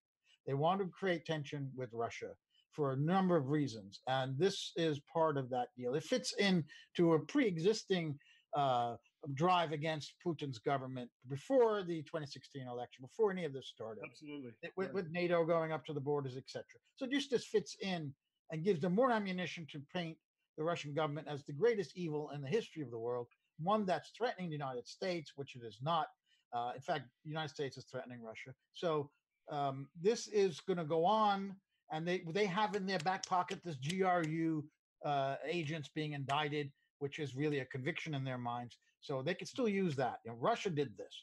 Now Trump's out of the way, we can relax. But now we have a person in there, a Democrat, who, if they carry forward, this could be even more dangerous, even with Trump out of the way, because they could ramp up that tension with Russia and do everything they can to, worse than stopping détente with Trump, but create enormous tension with nuclear power. Very dangerous. Wherever we head in this situation. And Julian Assange, in the meantime, please jump in. I wanted to bring in Julian, but let's bring in Kathy. Yes, well, there's a few points that were made there. Just the most recent one. Well, this also ties in with the mission of the Integrity Initiative, right? Institute of Statecraft, absolutely, baby. because it has been reported that this, and we can see it, that this is essentially a pro-war scenario with all these different clusters, including in the United States, that are all putting out this anti-Russia stuff. And if you look at before Trump was elected, we were already quite worried that Hillary Clinton was going to provoke a situation in Syria that would start a war with Russia. So, it's just that he's sort of in the way. He said, wouldn't it be nice if we got on with Russia? But it will be back to business. But I don't know if getting rid of Trump is the main event, because I feel that getting rid of the whistleblowers and getting rid of the journalists who print what they report is much more of the main event. It's the long-term event. And I feel that secrecy, this government secrecy, has been weaponized. Just getting back to the situation with the 6 diplomats who are being questioned about Manafort visiting Assange, we will never hear what they said. And I believe that this is nothing more than paranoia inducing intimidation. Julian could worry about that. What have they said? Because they fabricate. Do you know why we won't hear about what those diplomats said, Kat? Because it's subject to an investigation that is currently in progress. Well, that's what they tell you, the BS stuff. No, I think it's because they cannot confirm that Manafort had visited the embassy. If they did, we'd hear about it. Of course. Right? Oh, possibly. We hear about so many things. There's been so many violations right from day one with Julian in Sweden. The police went to the press. And the story of, this was against their own laws. In the middle of an investigation, they went to the press. Yeah, so that absolutely. Investigation is rubbish. Yeah. I was listening to Edward Snowden for 3 hours last night. And, this is a real problem that the government don't want to have anybody. This is part of why you can't defend yourself as part of the Espionage Act. No questions asked. We have supreme authority, our narratives, and you are not allowed to challenge them. But what is the real problem here? I think that the real problem, and I'm just going to screen share again, because William Binney talked about Executive Order 13526, Section 1.7. So I went and dug that up just to have a look at exactly what it says. So let's share again. So for some reason, my Zoom window is always in front of what I want to read. But here we go. So Executive Order 13526, Section 1.7, it is illegal to classify information that would conceal a crime. Let's read the actual thing. In no case shall information be classified, continue to be maintained as classified, or fail to be declassified in order to conceal violations of law, inefficiency, or administrative error. Ha! We've had some administrative errors, but I mean, of late. Or two, to prevent embarrassment to a person, organization, or agency. And, it was reported not long after Cablegate that, most of it was embarrassment that was caused. So the problem is that, this law, this is President Obama's 2009 executive order, and it is not being observed. That is the problem. And this is my article, by the way, that I just wrote yesterday. So if President Obama's 2009 Executive Order 13526, Section 1.7, were actually put into practice, not only would we have less need for organizations like WikiLeaks, the US could leave the 1917 Espionage Act buried in the ground rather than exhuming and adapting it to prosecute whistleblowers and, we shudder to think, journalists. But that has to be the next step. And you make a good point that in a trial, if there were one, in a national security trial, like Julian Assange would face in terms of classified information, he could not use this as a defense, I don't think. Well, he could not use a defense or a political, what his motives were. You cannot, as Dan Ellsberg said on one of these vigils when he got on the stand, he wanted to explain why he leaked Pentagon papers, and he couldn't say that. But perhaps they could bring this forward, that the classified documents that WikiLeaks has published all should not have been classified to begin with, or at least many of them, based on this executive order you just said. They should not have been classified because they were about crimes or embarrassment. Well, that's the point. That is the point that William Binney and I recall Vivian Kubrick talking about it as well. But that just seems to be ignored. We do have a problem, Houston. We have a problem with crime being committed behind closed doors. So the poor WikiLeaks, organizations like WikiLeaks and Julian Assange and whistleblowers like Chelsea Manning and Edward Snowden just feel there's civil responsibility to step up and reveal them. That's all they can do, so that we will vote differently. I mean, if that makes any difference. But there has to be a straightening out of this executive order, because, as I say, if there were no crimes, then we wouldn't need martyrs like Julian Assange and Manning and Snowden. Absolutely. Gareth, you want to add anything? Well, what I was just thinking was that if that principle that has just been enunciated in the law that was passed or that was promulgated by President Obama, that was just shown on the screen, had been applied in the case of John Kiriakau, surely he would have been declared innocent, or there would be no case, because if there ever was a case that involved clear-cut crime, it would have been John Kiriakau's case, where he was being prosecuted. And which president prosecuted John Kiriakau? Obama. The same one who issued that order. Exactly. So there you are. I guess we're in a maze here, aren't we? Well, that's right. I mean, did he really mean it? There's a question that we should ask.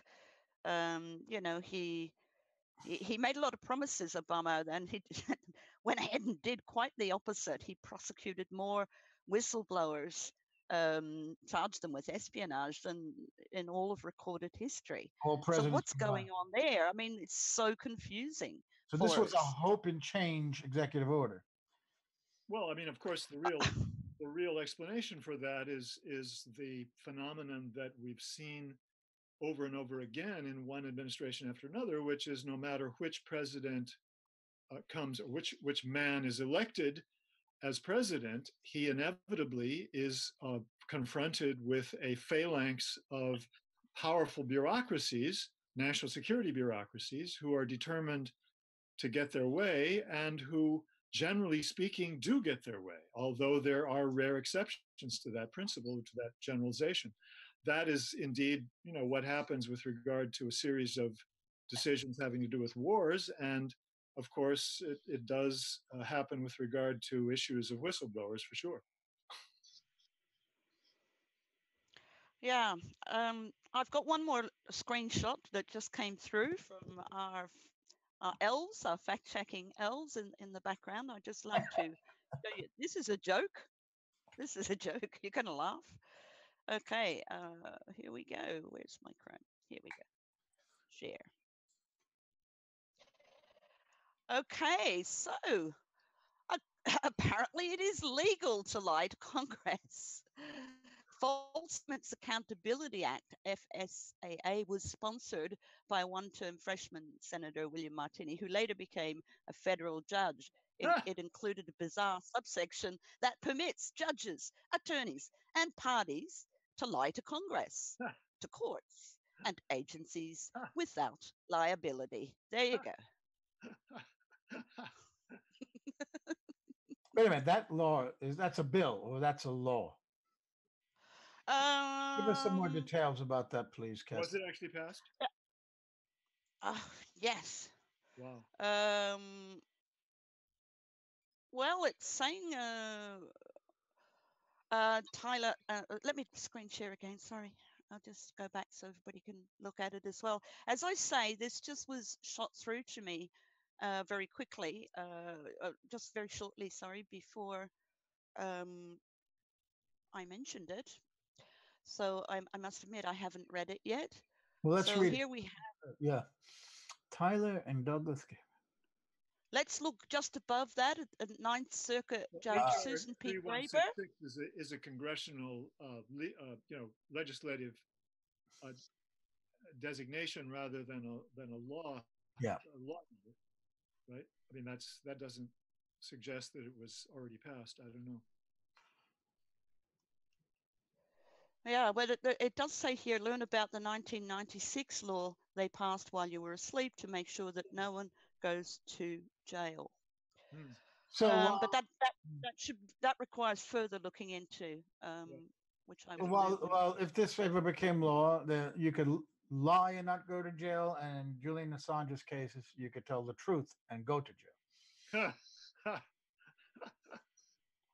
Well, that's the same for everybody, isn't it? This is the great problem. How do we, the public, ever get the truth? I was saying one of my memes that if it is illegal to classify information that reveals that conceals crimes, but it is also illegal to publish information that reveals them. Crime wins in the end, doesn't it? I mean, that's why we're in such a terrible state of not knowing what the hell's going on, and things just being done by people who benefit from secrecy and impunity. And it's happening here in Australia as well, in particular with respect to refugees. And Julian is a refugee. It's appalling. Well, I think, he's just such a soft target. Go ahead, Gareth. I think Joe was just going to say something. Go ahead. No, I was going to say they have all their bases covered there. So when they want you to lie and get away with it, you can, and when you tell the truth, you can't. So. Well, Joe, this goes to the what is the fundamental trend in world politics and government? Is it in fact that the world is being overtaken by authoritarianism of the right sponsored by Russia, or is it the case that the world's politics are being overtaken by the increase in executive power that comes from centrist governments, basically, and who have been ruling the roost for decades now? That would be an interesting subject for discussion. But that is those are the centrist extremists, as Tariq Ali. Exactly. That's a form of extremism as well, centrism. Right. Well, I think also this is, this takeover is also, there's a part played by the intelligence agencies and compliant media. So, particularly against WikiLeaks and Julian Assange in particular, all kinds of spin, he's been vilified so that because the only ones who can really defend him are all of us, because we need the truth. The world needs the truth, and it will have it eventually. And that's that's just no matter whether you're an intelligence agent as or whatever, or a politician even, or somebody working in a corporation, you can be an ethical person and say, well, I'm just not going to take this anymore. I think people should know about this. I mean, this kind of secrecy, Daniel Ellsberg talked about why people don't blow the whistle. You know, there's all kinds of complex reasons. In fact, there is a really great book written about that called Crimes of Obedience. Kelman and Heller, I believe, it's 18 hours. Are the authors. But, you know, one of the reasons is solidarity with their gang.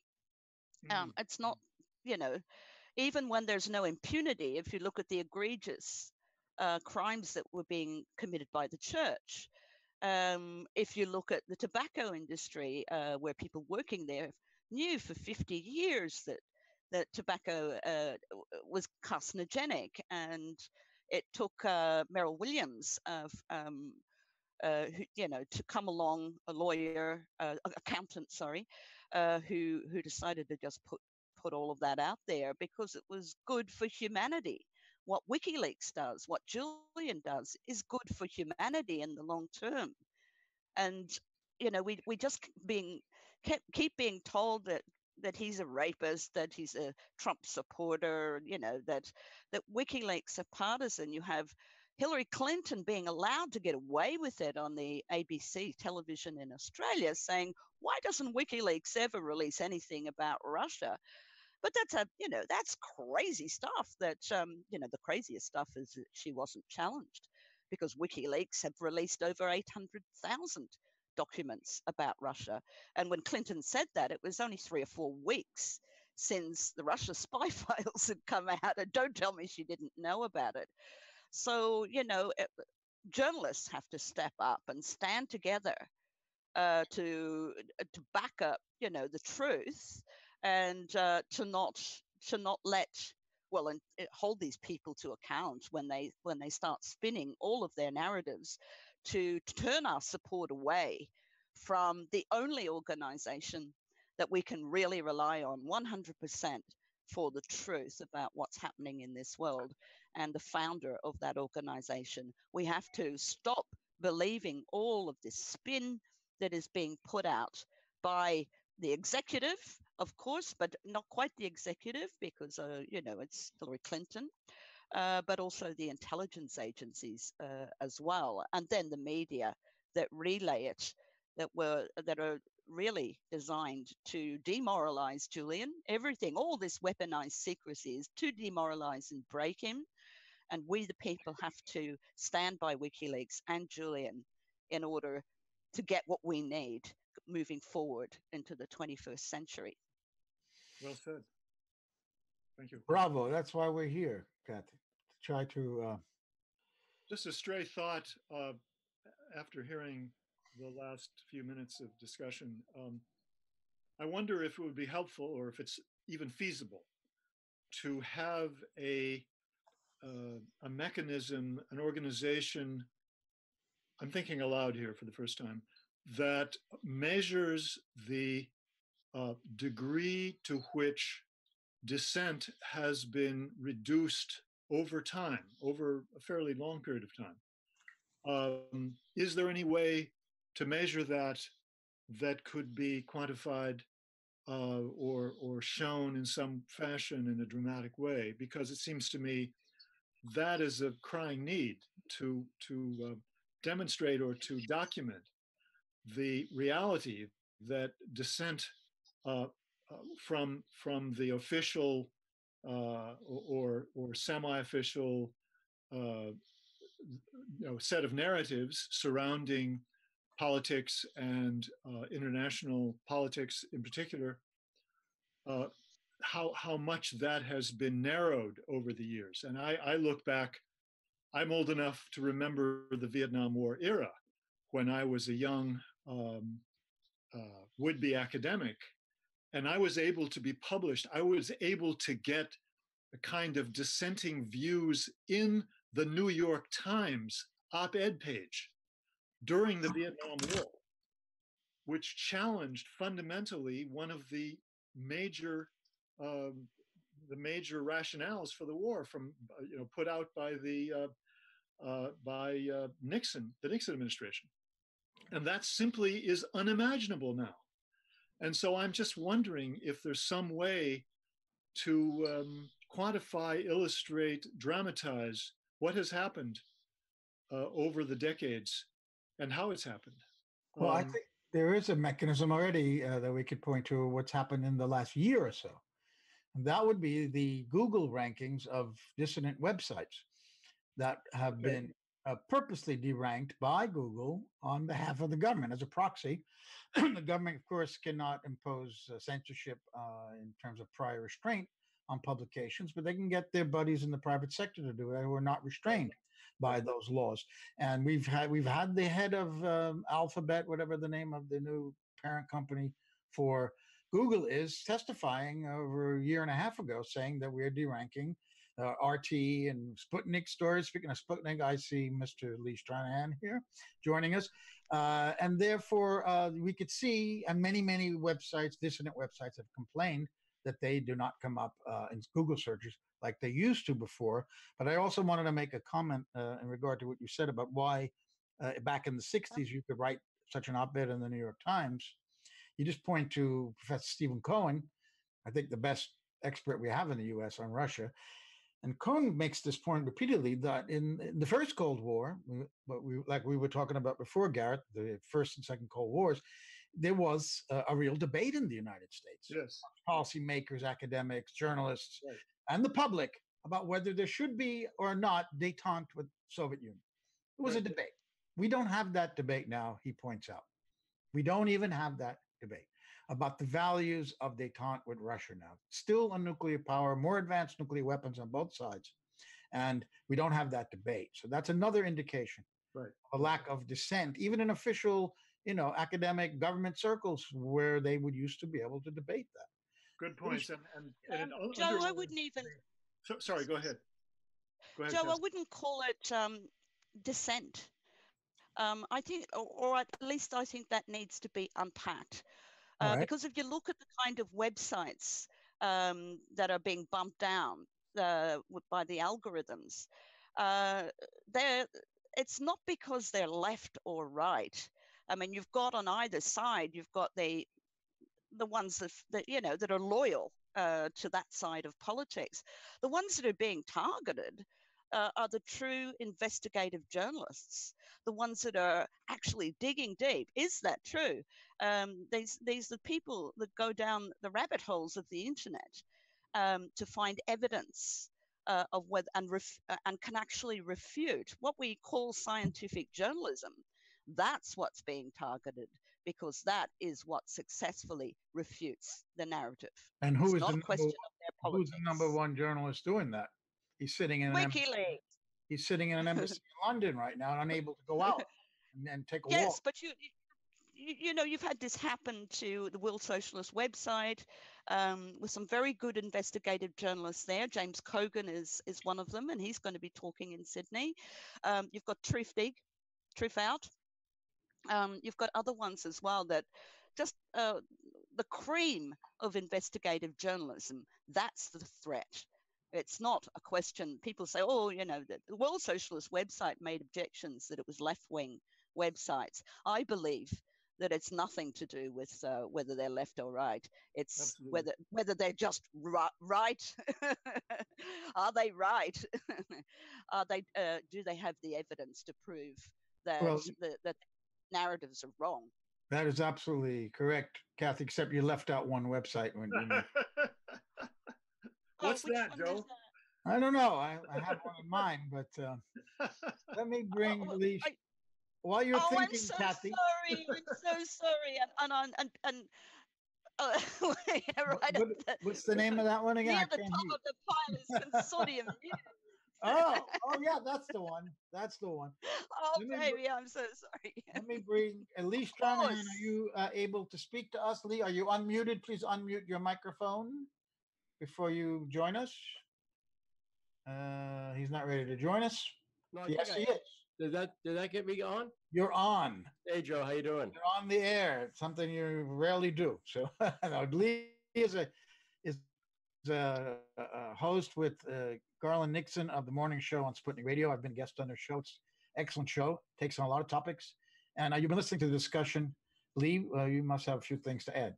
I sure do, and I just want to say hi to everybody, and I apologize for not having been here for a few weeks, and I just had I've actually been, my schedule's just been crazy, but yeah. So let me just take a few things. I think if you look at this historically from the future perspective, when you look back on this time, right, what's happened is we've had the biggest revolution technologically in the history of human civilization in about the past 10 years.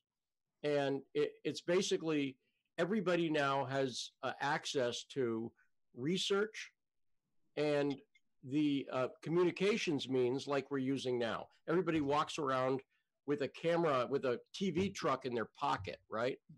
And this has completely freaked out the power establishment because, and you can see this with any number of things, but the amount of, just think historically throughout all of human existence, how long it took for the average person, the person living on a farm in the country somewhere, which was most people, right, to figure out scandals. It would take months or years or maybe never, right? Then it got quicker with the advent of radio and TV. And the past 10 years, boom, everything's different. Now anybody can get on and talk and broadcast to basically the world, right? And who, the person who's most emblematic of that, of course, is Assange. Assange is where journalism and that technological revolution meet.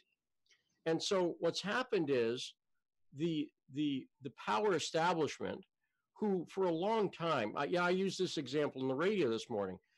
Let's take somebody at the center. By the way, I think a lot of what's going on with Assange is very simple to understand. Julian Assange is the person who could put a lot of this stuff in the Mueller investigation to rest right a year ago. A year ago, he has offered to talk in exchange for not being unfairly prosecuted, basically, right? But that's what's going on. Right now, the reason Assange is under a shutdown is, for instance, we just had Roger Stone indicted. Now, and the whole question is, was Roger Stone communicating directly with Assange? Well, Assange could certainly answer questions about that, except he can't answer questions about it. And by the way, I'll also note, you talk about the technological shutdown, you can't even read Roger Stone's Twitter account. This is one of the things I've said about these Twitter shutdowns.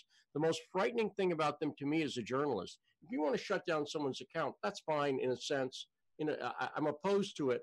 But let me tell you, as a journalist, Joe, you know this, deleting the account so that I can't, as a journalist, research what someone said is a shocking affront to journalism, because it makes research impossible, basically. I'm looking for an archive of Roger Stone's Twitter feed. I can't find it, right? And the reason I'm looking for it is because I do research, right? I want to see the context he said certain things in. Can't do it, right? And so what you have happening here, in a sense, to me, with Assange, of course, it relates to other issues. But the big issue right now in the U.S. for the last 2 years has been this Trump-Russia accusations, and we can't answer them. So they've done so many things to make it almost impossible for you to figure out what's actually going on, from, you know, shutting Assange up to deleting Twitter accounts of key people in this, to having, as you say, a press. There's not just no debate. I'll give you a key example. Have you seen any serious analysis in the press of any of these Mueller indictments? You don't see any. There's nobody going, well, he didn't really prove that point. In fact, what the media does is, as soon as an indictment comes out, he indicted 12 Russians over the summer when I was at Helsinki. The media just goes, well, it's been proven that the Russians, no, it hasn't. I mean, by no standard has it been proven. It's not in the indictment. It hasn't been in the court of law. It's not been proven. But they repeat the same lies over and over again. What's happened is the power elite, I don't know how else to put it, but basically rich and powerful people, from kings, presidents to generals, they know what's going on with technology. They see where it's going. They're desperately worried that you, whoever you are, you, a citizen, will be able to figure out what's going on and get past their lies in almost real time. And that's why we have these populist revolutions going out across the world. They're not left or right, as Kathy was saying. They're both. They're kind of neither. The Yellow Vest movement, it's kind of its own thing. The Italy thing was kind of weird. Even right now, even I would argue Trump and Obama, actually, I would argue both of them were people in the US going, you know what? I don't trust the Bushes. I don't trust the Clintons. This guy seems new and different. Maybe I'll give this a shot. That's my option. I'll give this a shot. He seems outside like that establishment. They don't turn out to be. They turn out to be, but I don't blame them. I blame the system. We've got a system that's been going on for at least hundreds of years. Going back to Cecil Rhodes and stuff like that, trying to keep empire in place. Okay. And I think we're just seeing it play out now. And I think we're seeing the good news is, I think we're seeing we've seen it. It's over. The establishment doesn't control our ability to research and communicate fully yet. They're trying, but I think they realize it's a losing battle and they're just kind of freaking out. So that's one of my takes on it. Well, I have to respond to you about you saying that they're frightened by us having these portable devices that we could bring around with us that are a library and a TV studio, as you said, or a TV truck. But they've responded to that right from the start, because these are portable surveillance devices that we're taking around with us. They, one could imagine as well that they have been stalling for years, with the British Crown Prosecution Service telling Sweden, Prosecutor Marianne Nye, no, don't stop it. Sweden wanted to close the case in 2013. No, don't close it and don't come to London. We had Justice Stefan Lindskog, who's Chief Justice of Sweden, come to Australia, and in the Q&A, he had his speech prepared, which was all about sex. It was lurid, but condoms and things like that. But the thing is, in the Q&A, it actually came out, it slipped out that there was absolutely no legal reason.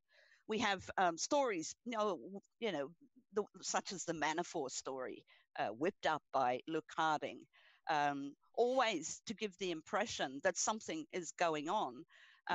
We have Assange being gagged because he's the one they fear the most. He's the best, as you say. He's at the top of the pile of investigative journalists because he's figured out a wonderful method that people, ethical people, wherever they are, even in government, even in the intelligence agencies, and people, great people have stepped up, may leak in secrecy. WikiLeaks have got 100% record of never blowing a source, which even the Intercept can't claim pride to. And I feel that they are panicking. I think you're right, Lee. It's the biggest change that we've had, possibly since the printing press.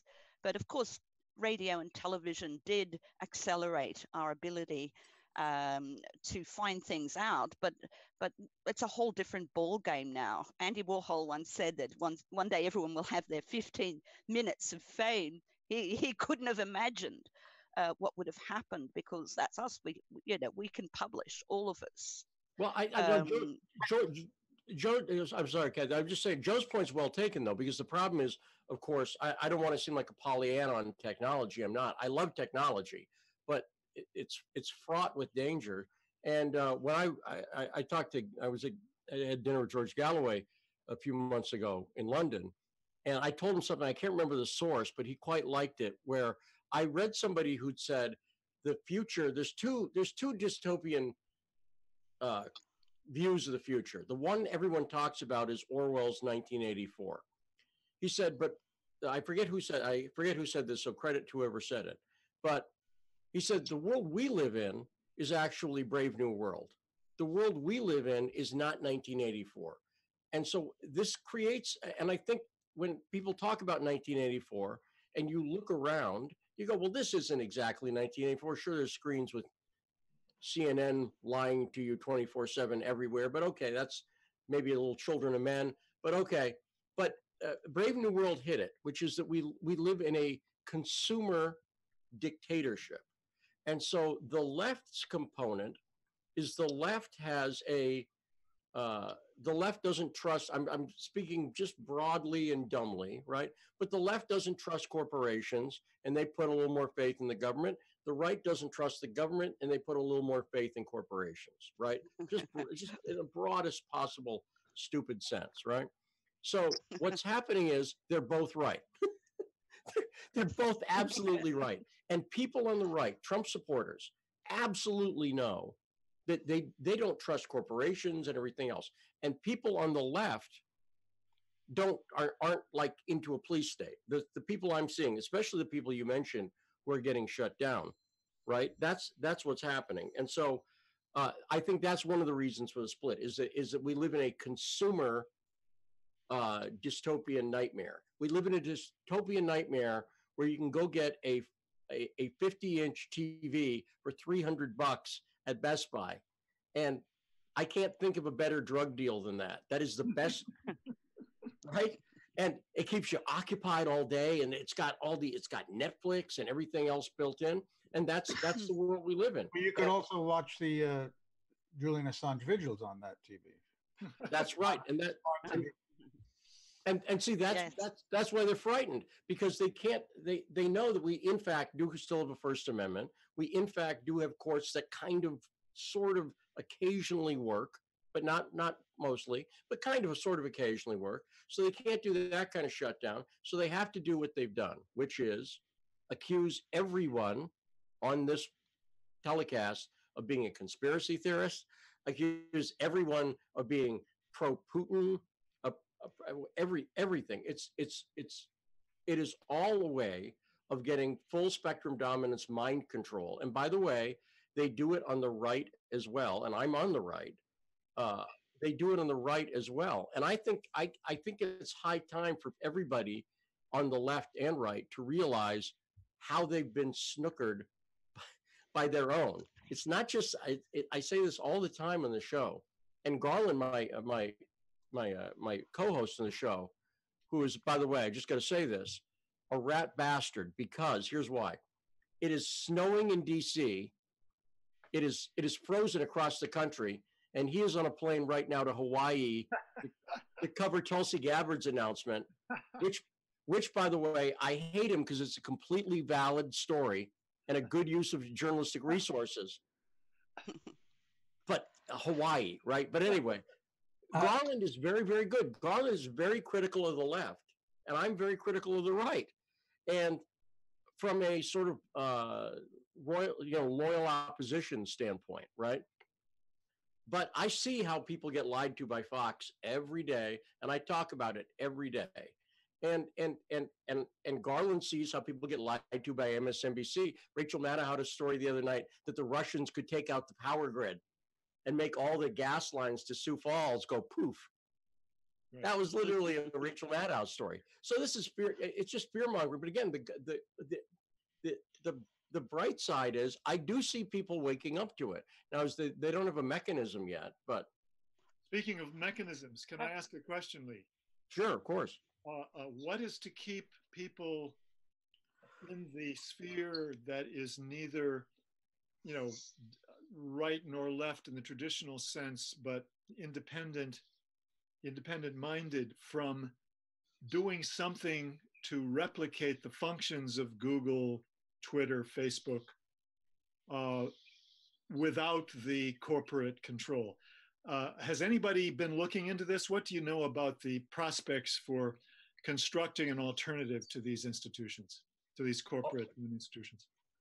Oh, you've asked me a question that I will talk about in some detail. Okay. So the obvious future solution is distributed and not a centralized network. If you think about what Facebook and Twitter are, they're really a new thing in the internet. If you go back to the, let's say, 90s internet, right? The goal there was everybody would have a home page. Remember that? Remember the old days? We talked about like home pages and websites, and you'd have your own, and then I could have my home page and I could go go to yours and see what's going on. What Facebook and Twitter created was a public square, but people didn't look closely and notice the public square had cameras and machine guns up around the corners. Does that make sense? The solution is this blockchain thing, without getting to the tech details, that allows a non-centralized distribution. And I've said this before, the problem that Jack from Twitter has, I'm empathetic in the following sense. He's trying to regulate speech for a platform that's got 8 zillion people on it, including kids, including whatever, people of all different religions and beliefs and everything else. And there is bullying that goes on, and beyond bullying that goes on Twitter. That being said, the problem is, when you're trying to regulate speech in a public square that holds that many people, it's inherently not possible. It's never going to be possible. It's never going to make sense. So the solution, I think, what we're going to see coming is more of these distributed, where I control I had my whole YouTube account deleted, 10 years of work, including lots of journalism, including reports that I did from Beirut, all gone. No appeal, no getting my videos back. They're gone. Every video I shot in Lebanon, where I was covering the Syrian, the start of the Syrian refugee crisis in 2013, all gone. Every one of them gone. And interviews that I did, all kinds of stuff. And the problem was, it used to be even storage right now. I don't know if you priced a hard drive lately. You know, a gigabyte is like $40 or, forgive me, a terabyte. A terabyte is like $40. I go back to the Radio Shack TRS-80 with a cassette drive. That was my first computer. So a terabyte for $40 is crazy. But the fact is that anybody can own a terabyte of storage now. That was not even possible 5 years ago, something like that, 5 years ago. It was just prohibitively expensive. Now it's nothing. And so as the technology and storage and that gets better, so the whole trick is going to be, is the government going to try to regulate it and say that one of the interesting things that's happened in the Trump administration that I've noticed that I haven't heard a lot of people talk about is the way that they've used sex trafficking. And I see this a lot in the media.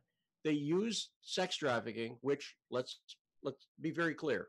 Sex trafficking is bad, blah, blah, blah. That's all, yes. Everything you can say about sex trafficking is bad. But they've used it, for instance, to ban websites of prostitutes who aren't being sex trafficked.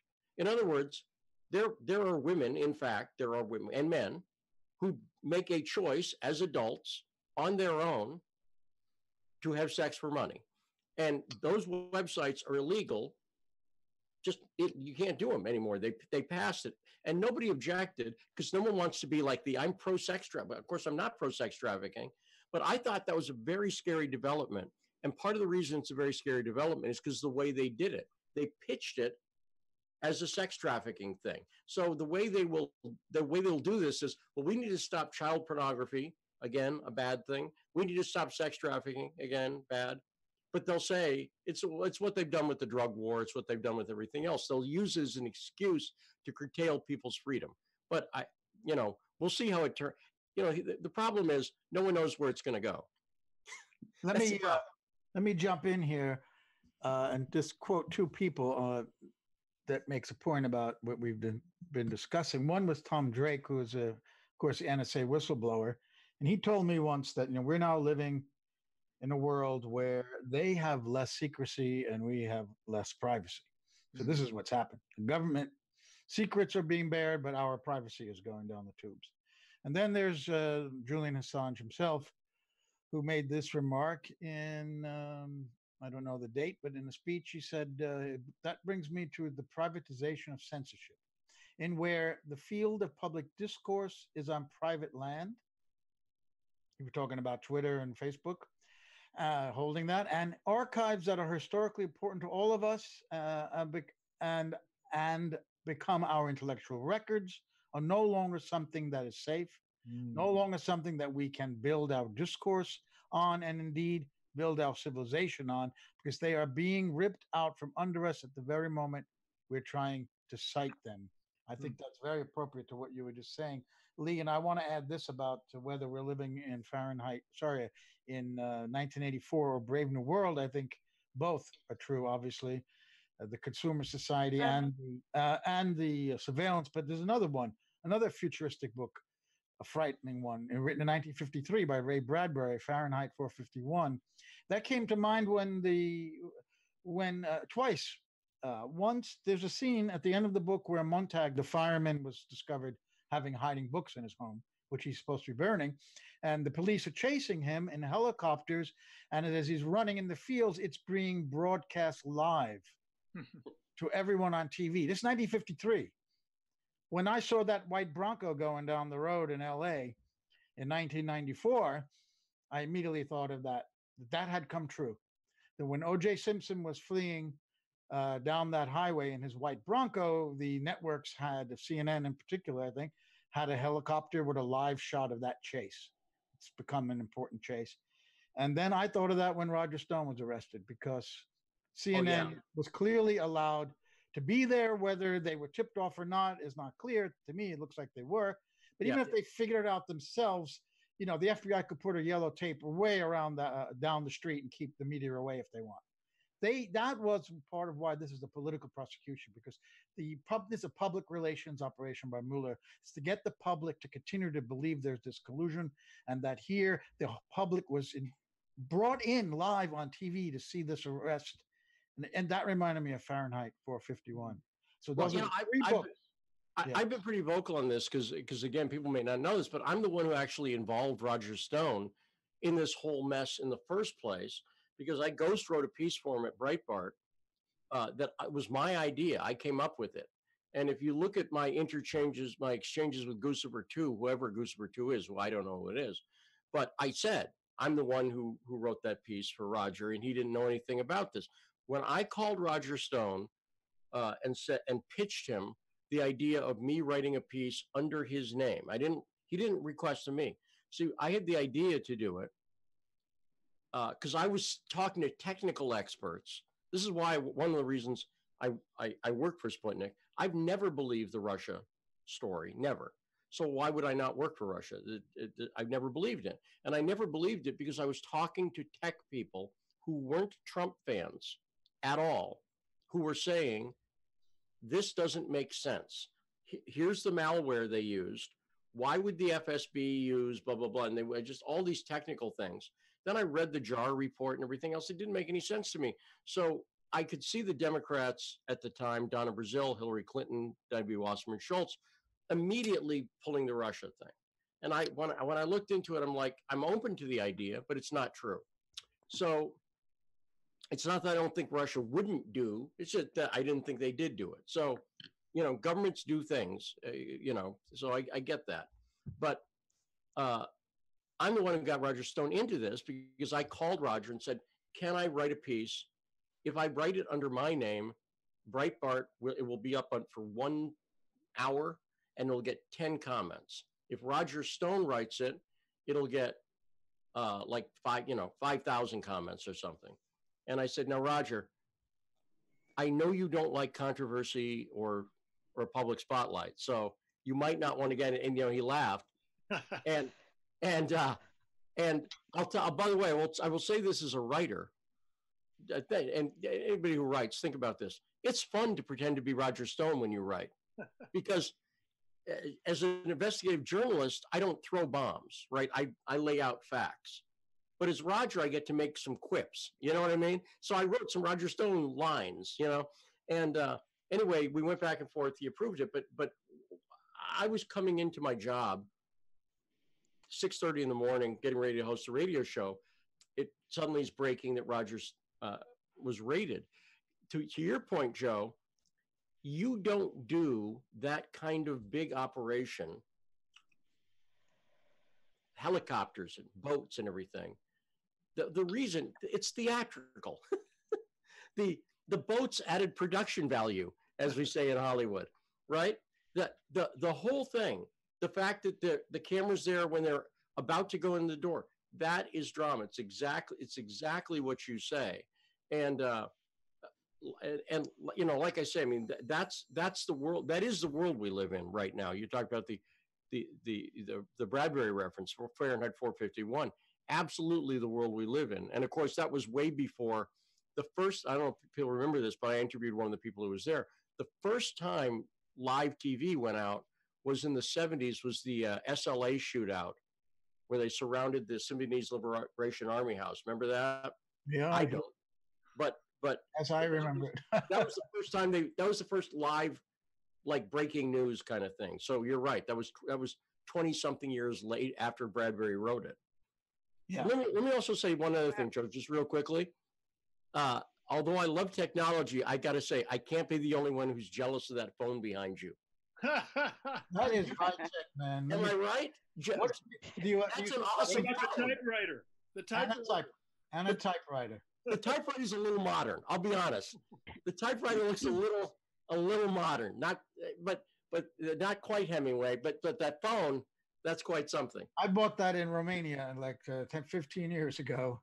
That's a Romanian cell phone right now. If anybody wonders, I will admit right here in front of everyone that it does not work and it's a prop. As the typewriter does work, but that's how I produce Consortium News on that manual typewriter, which is why, Garrett, it takes so long to edit your stories. I'm sorry. I'll let you know that. We are about to wrap up our show, and we're going to do that with the pre-recorded interview that I had with Tony Kevin from Ambassador. But I'll give everybody here a last word. I want to thank, first of all, Brian Becker, Kathy Vogan, Gareth Porter, Lee Stranahan. But Kathy, Lee, and Gareth, if you want to have a final word, that'll give a chance for Joe Booth to set up that interview, which will end the program. I certainly do. I've been listening again to jump in. Just going back to the disappearing records and Julian's comments. I can't see. Oh, here we go. I just want to go back to that screenshot because we didn't have it up before. No, we didn't. Julian, in his own words. I think what's really clear here is that Julian's struggle and his concerns and my concerns as well, and the purpose of WikiLeaks, the struggle is for the integrity in the historical record. Maybe we've never had so much truth-telling, but maybe we've never had so much lying as well. And all these measures that are taking away civil liberties in order to curb this truth-telling, the deletion of Lee's films, the deletion of information that governments don't want to exist. It was never theirs to leak in the first place. It was somebody else's information. But, you know, I think that the struggle of WikiLeaks and Julian is an epistemological study. Epistemology, the study of theory of knowledge. And what we're seeing, I'm researching a piece I'm going to write about this, but what we're seeing is epistemic injustice being perpetuated against Julian. Now, what is that? There's been a lot of feminist literature on the subject of epistemic injustice. Well, that's where somebody's free speech is subtly denied by discrediting them. And then there's another kind of epistemological injustice, and that's called hermeneutic injustice. And that's where people can't even conceptualize that they have a problem, right?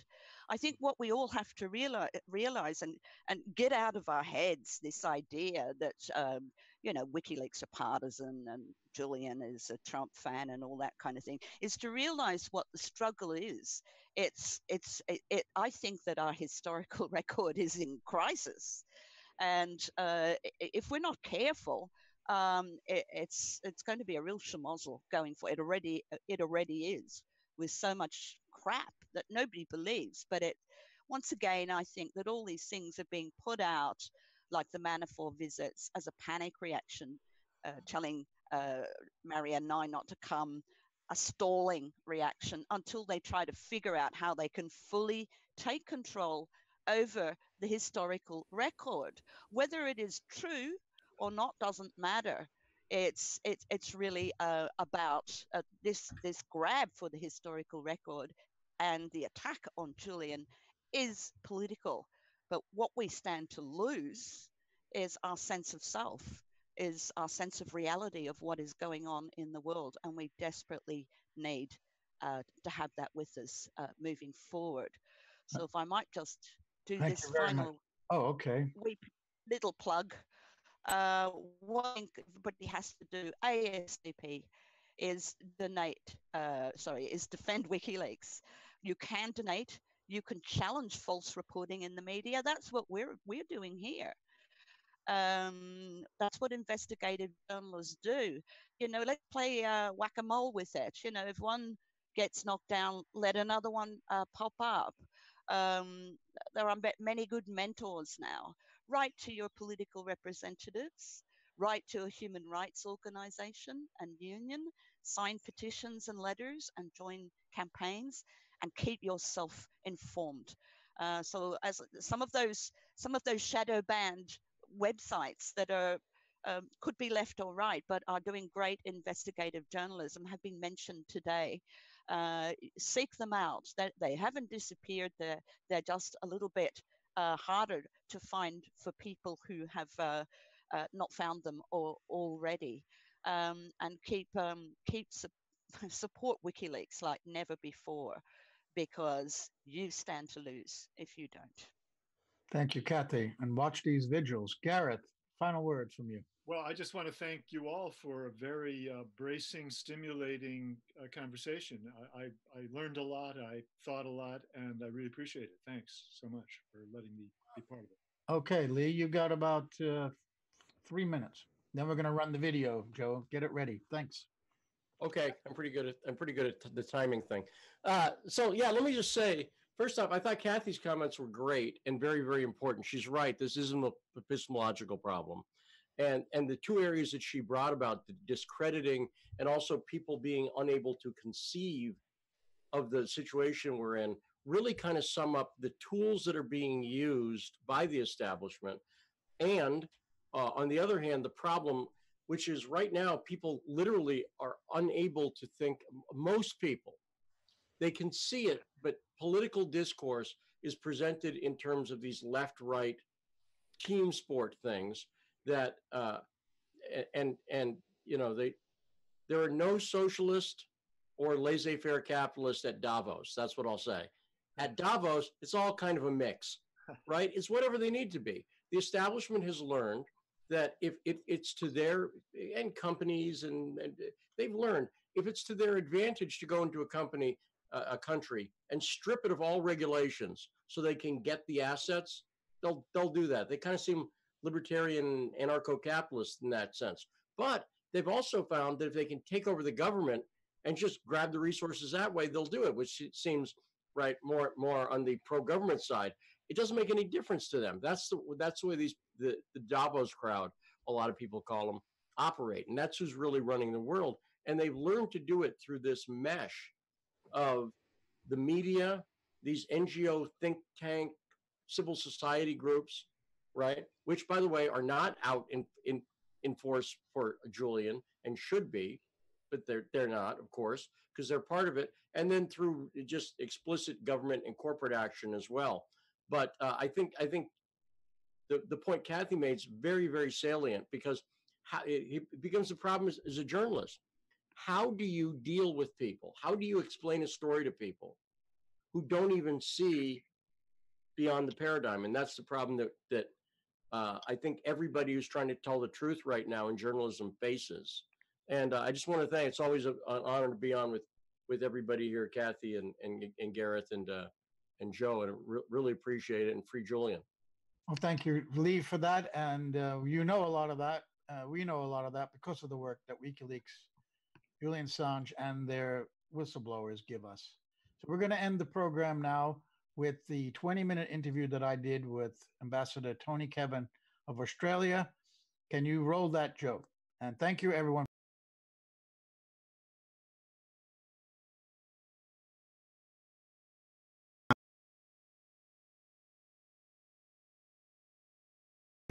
Unity for J Vigil. I'm speaking to you from, you in Sydney and Canberra? Where are you speaking to us from? From Canberra in Australia. You're in Canberra, in the capital. Okay. So thanks again for joining us. So you are one of the few former or current government officials anywhere in the world, really, who have spoken out on behalf of Julian Assange. And my question is, when did you first decide to do this and why? It was shortly after the Bradley Manning disclosures of the terrible massacre from the air in Iraq and the publication of that in WikiLeaks. I became very interested in Julian Assange's positive role in world affairs. And when did you first make known your views about him, and what was your position at the time? Oh, from the very beginning, Joe, I was determined to say that this man is performing a public service in the interests of free expression and journalism, and I made that known through my social media opportunities. While you were still serving the Australian government? No, I retired in 1998. What was your What were the reactions from people to your call? Was it all positive or negative, or probably a mix, right? Julian Assange is a very polarizing figure in Australia. There are people who think he's a traitor to our alliance with the United States, which protects us, and there are people who think that he's a fighter for human rights and freedom. People do fall into those two camps pretty quickly, and I'm in the latter camp, which I'm glad to say seems to be growing. And the negative reactions, were they quite fierce? Because if you'd stand up for Julian Assange today, it's gotten to be, maybe in those days when you first started, but certainly since the 2016 election in the U.S., the idea is that he somehow was a traitor to the Democratic Party, not to the United States so much. So has that increased the reactions to you, negative reactions to you? Yes, it has.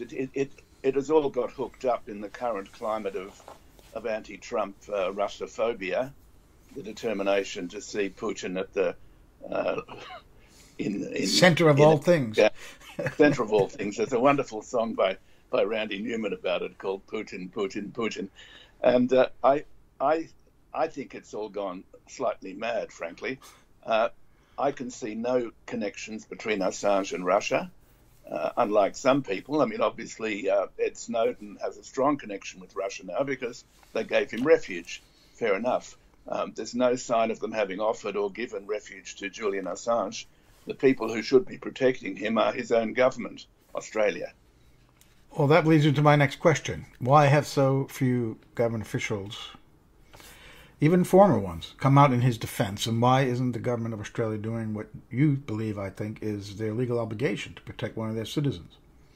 You could also include in your condemnation list there the official Australian opposition party, the Labor Party, which looks set to take government in a very few months because the Liberal Party are now dead men walking.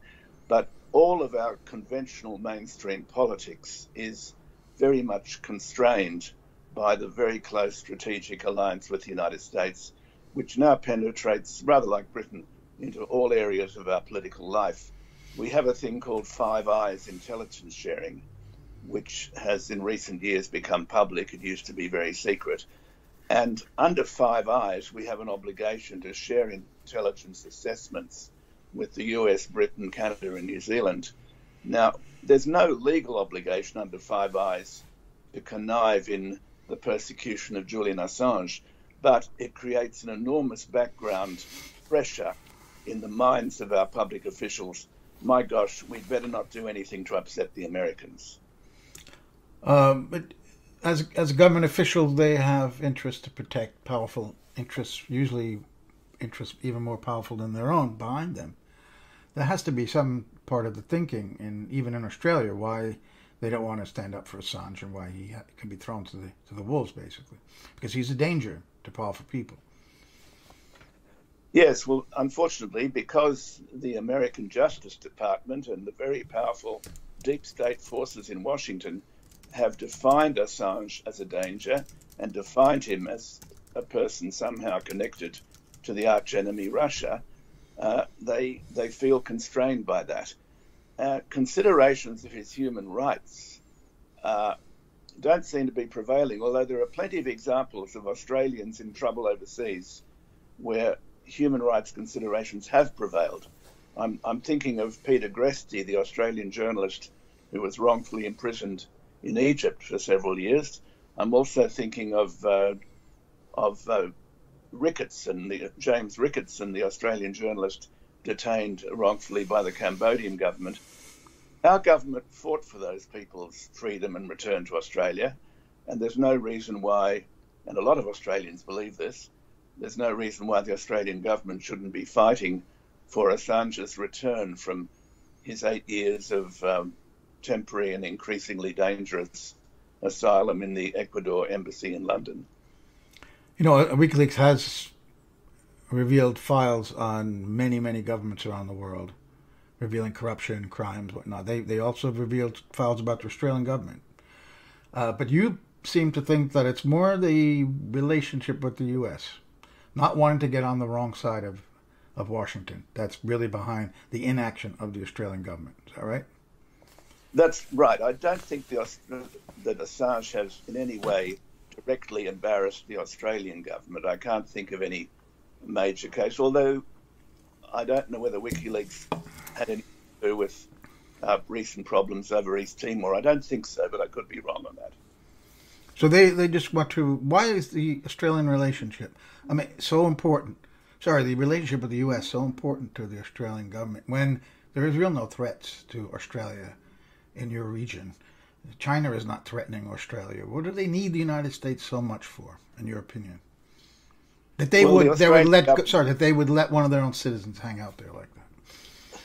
The Australian government has conditioned itself, and I'm afraid the opposition has too, to think that we are a very strategically vulnerable country and that China is potentially a threat, as is unbelievably Russia on the other side of the world, and that we need to cling closely to nurse for fear of something worse.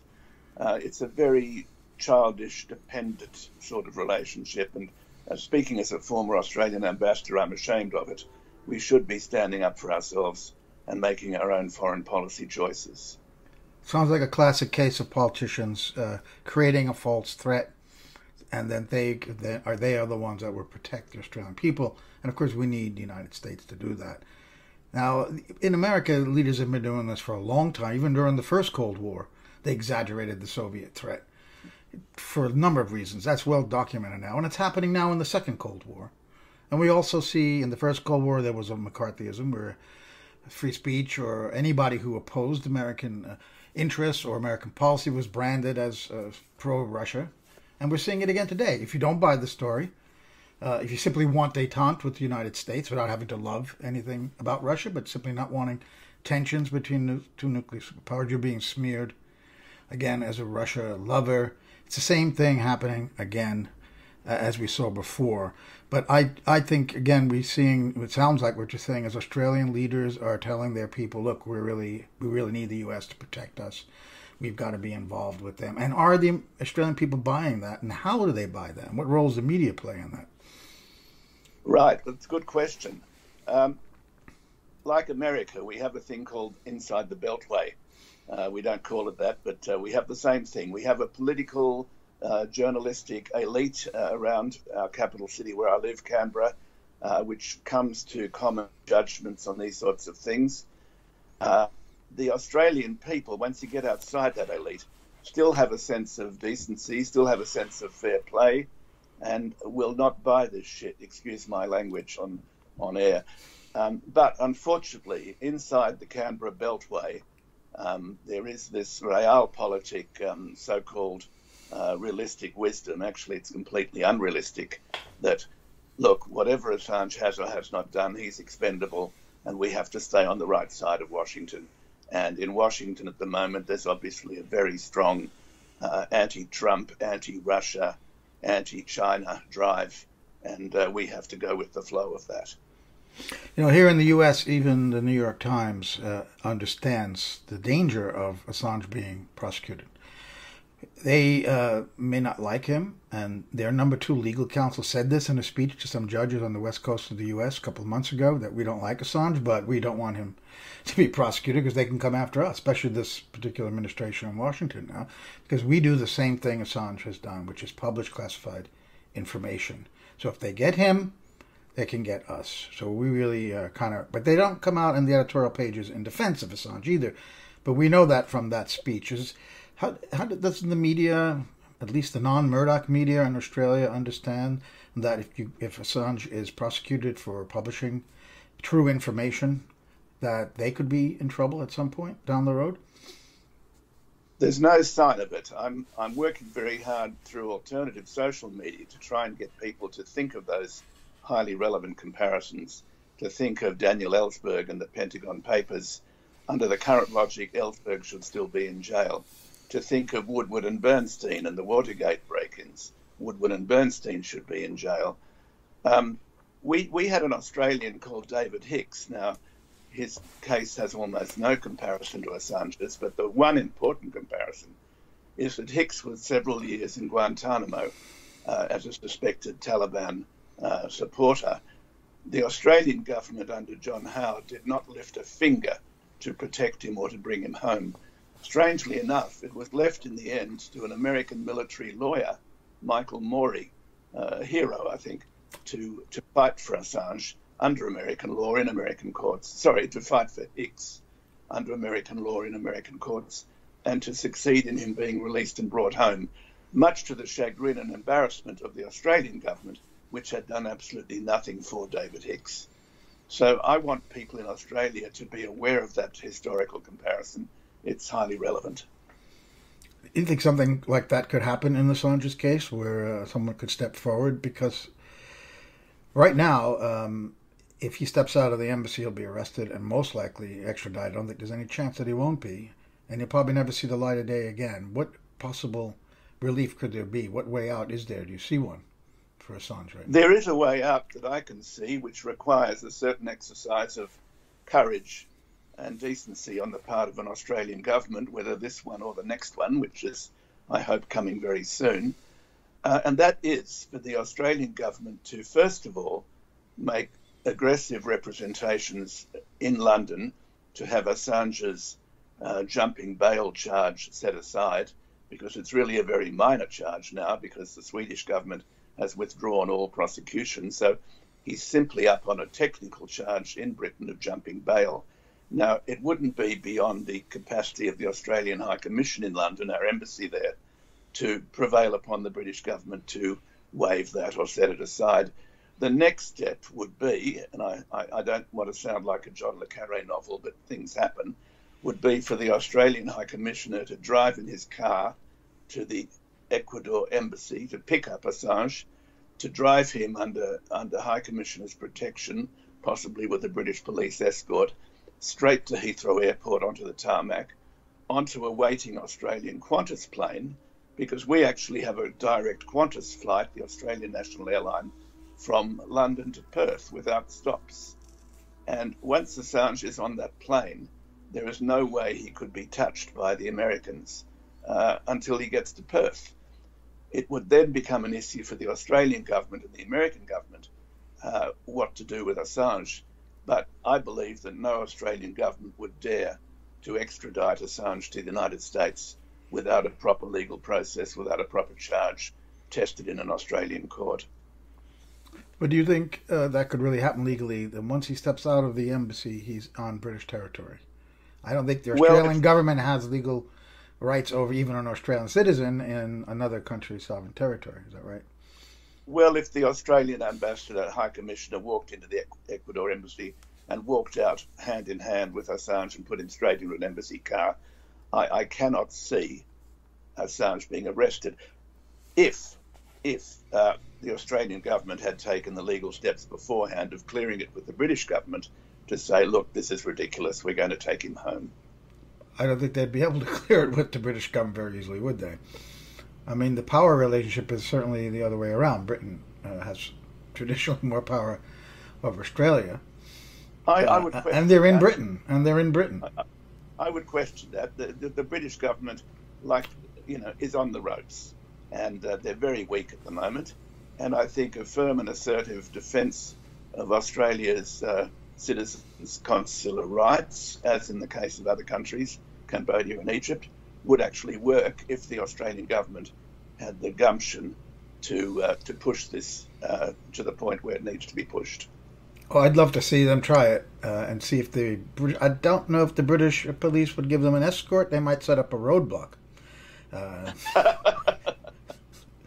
That's me. Well, I'm pushing this proposal seriously because what else have we got? I mean, oh, it's brilliant. I haven't heard that one before, actually. I've heard a lot of silly ideas, but that one's not silly. Yeah.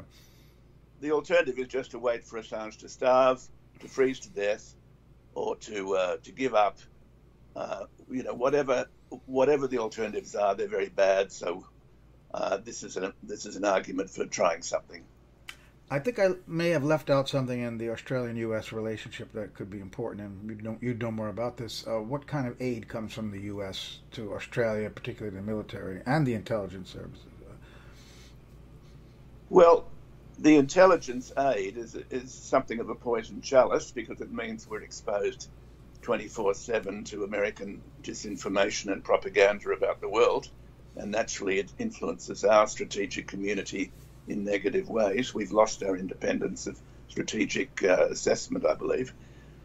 We don't have any aid from America. They don't do us any favours. In fact, we do them a few favours. We host a very important electronic listening post and control post in Central Australia near Alice Springs at a place called Pine Gap, which is a top nuclear target in the event of a nuclear exchange between America and either Russia or China. Pine Gap is used for targeting, for satellite, for surveillance, for everything, and it would be a top-ranked target. So we also have an American visiting base. It's a constantly rotating presence of the US Marines in Darwin in Northern Australia. So we host American bases in Australia. I don't think we owe the Americans anything really, except our imaginary security guarantee. We have this fond belief that if we are attacked by anybody, they will come to our assistance. There is no guarantee of that whatsoever. Well, that's what I was just thinking. What does Australia get out of this? Even in the Five Eyes arrangement, you're pretty much obliged to give stuff to them, but they're not necessarily going to give you things that the Australian security services might need. Correct? Well, they give us mountains of stuff, but it's as I said a moment ago, they give us mountains of stuff, but it's all the American view of the world, which is a very suspect view at the moment. Ultimately, it comes down to a question of Australia asserting its sovereignty as an independent nation against anyone, including the United States. And they would have to do that to defy America, who wants Assange more than anyone, especially the CIA after Vault 7. So they are doing the bidding of the U.S. and not getting much in return, just to sum up what we've been saying here. Is that right? You've hit the nail on the head. Australia needs to reassert its belief, which we had in 1949 when we helped negotiate the UN Charter and the UN Security Council rules. We need to reaffirm our belief in multipolarity, in a concert of independent and sovereign nations who come together in the cause of international security. We have to get away from this idea of us and them, that we are the good guys and Russia and China are the bad guys. There are no good guys, there are no bad guys. There's simply a multipolar world in which Australia as a middle power has to navigate its way. I'm not saying we should be anti-American, of course not, or anti-British, but we need to rediscover our independence of outlook. And if Assange came home to Australia, obviously he's not going to be doing WikiLeaks stuff from Australia, but he would be a very important voice in Australia's public foreign policy debate, and I would welcome that voice. Well, I've been talking to Ambassador Tony Kevin from Canberra, Australia, and I really thank you so much for giving us just a few minutes to take part in the vigil for Julian Assange. Thank you. Thank you, Joe. All the best. Bye-bye.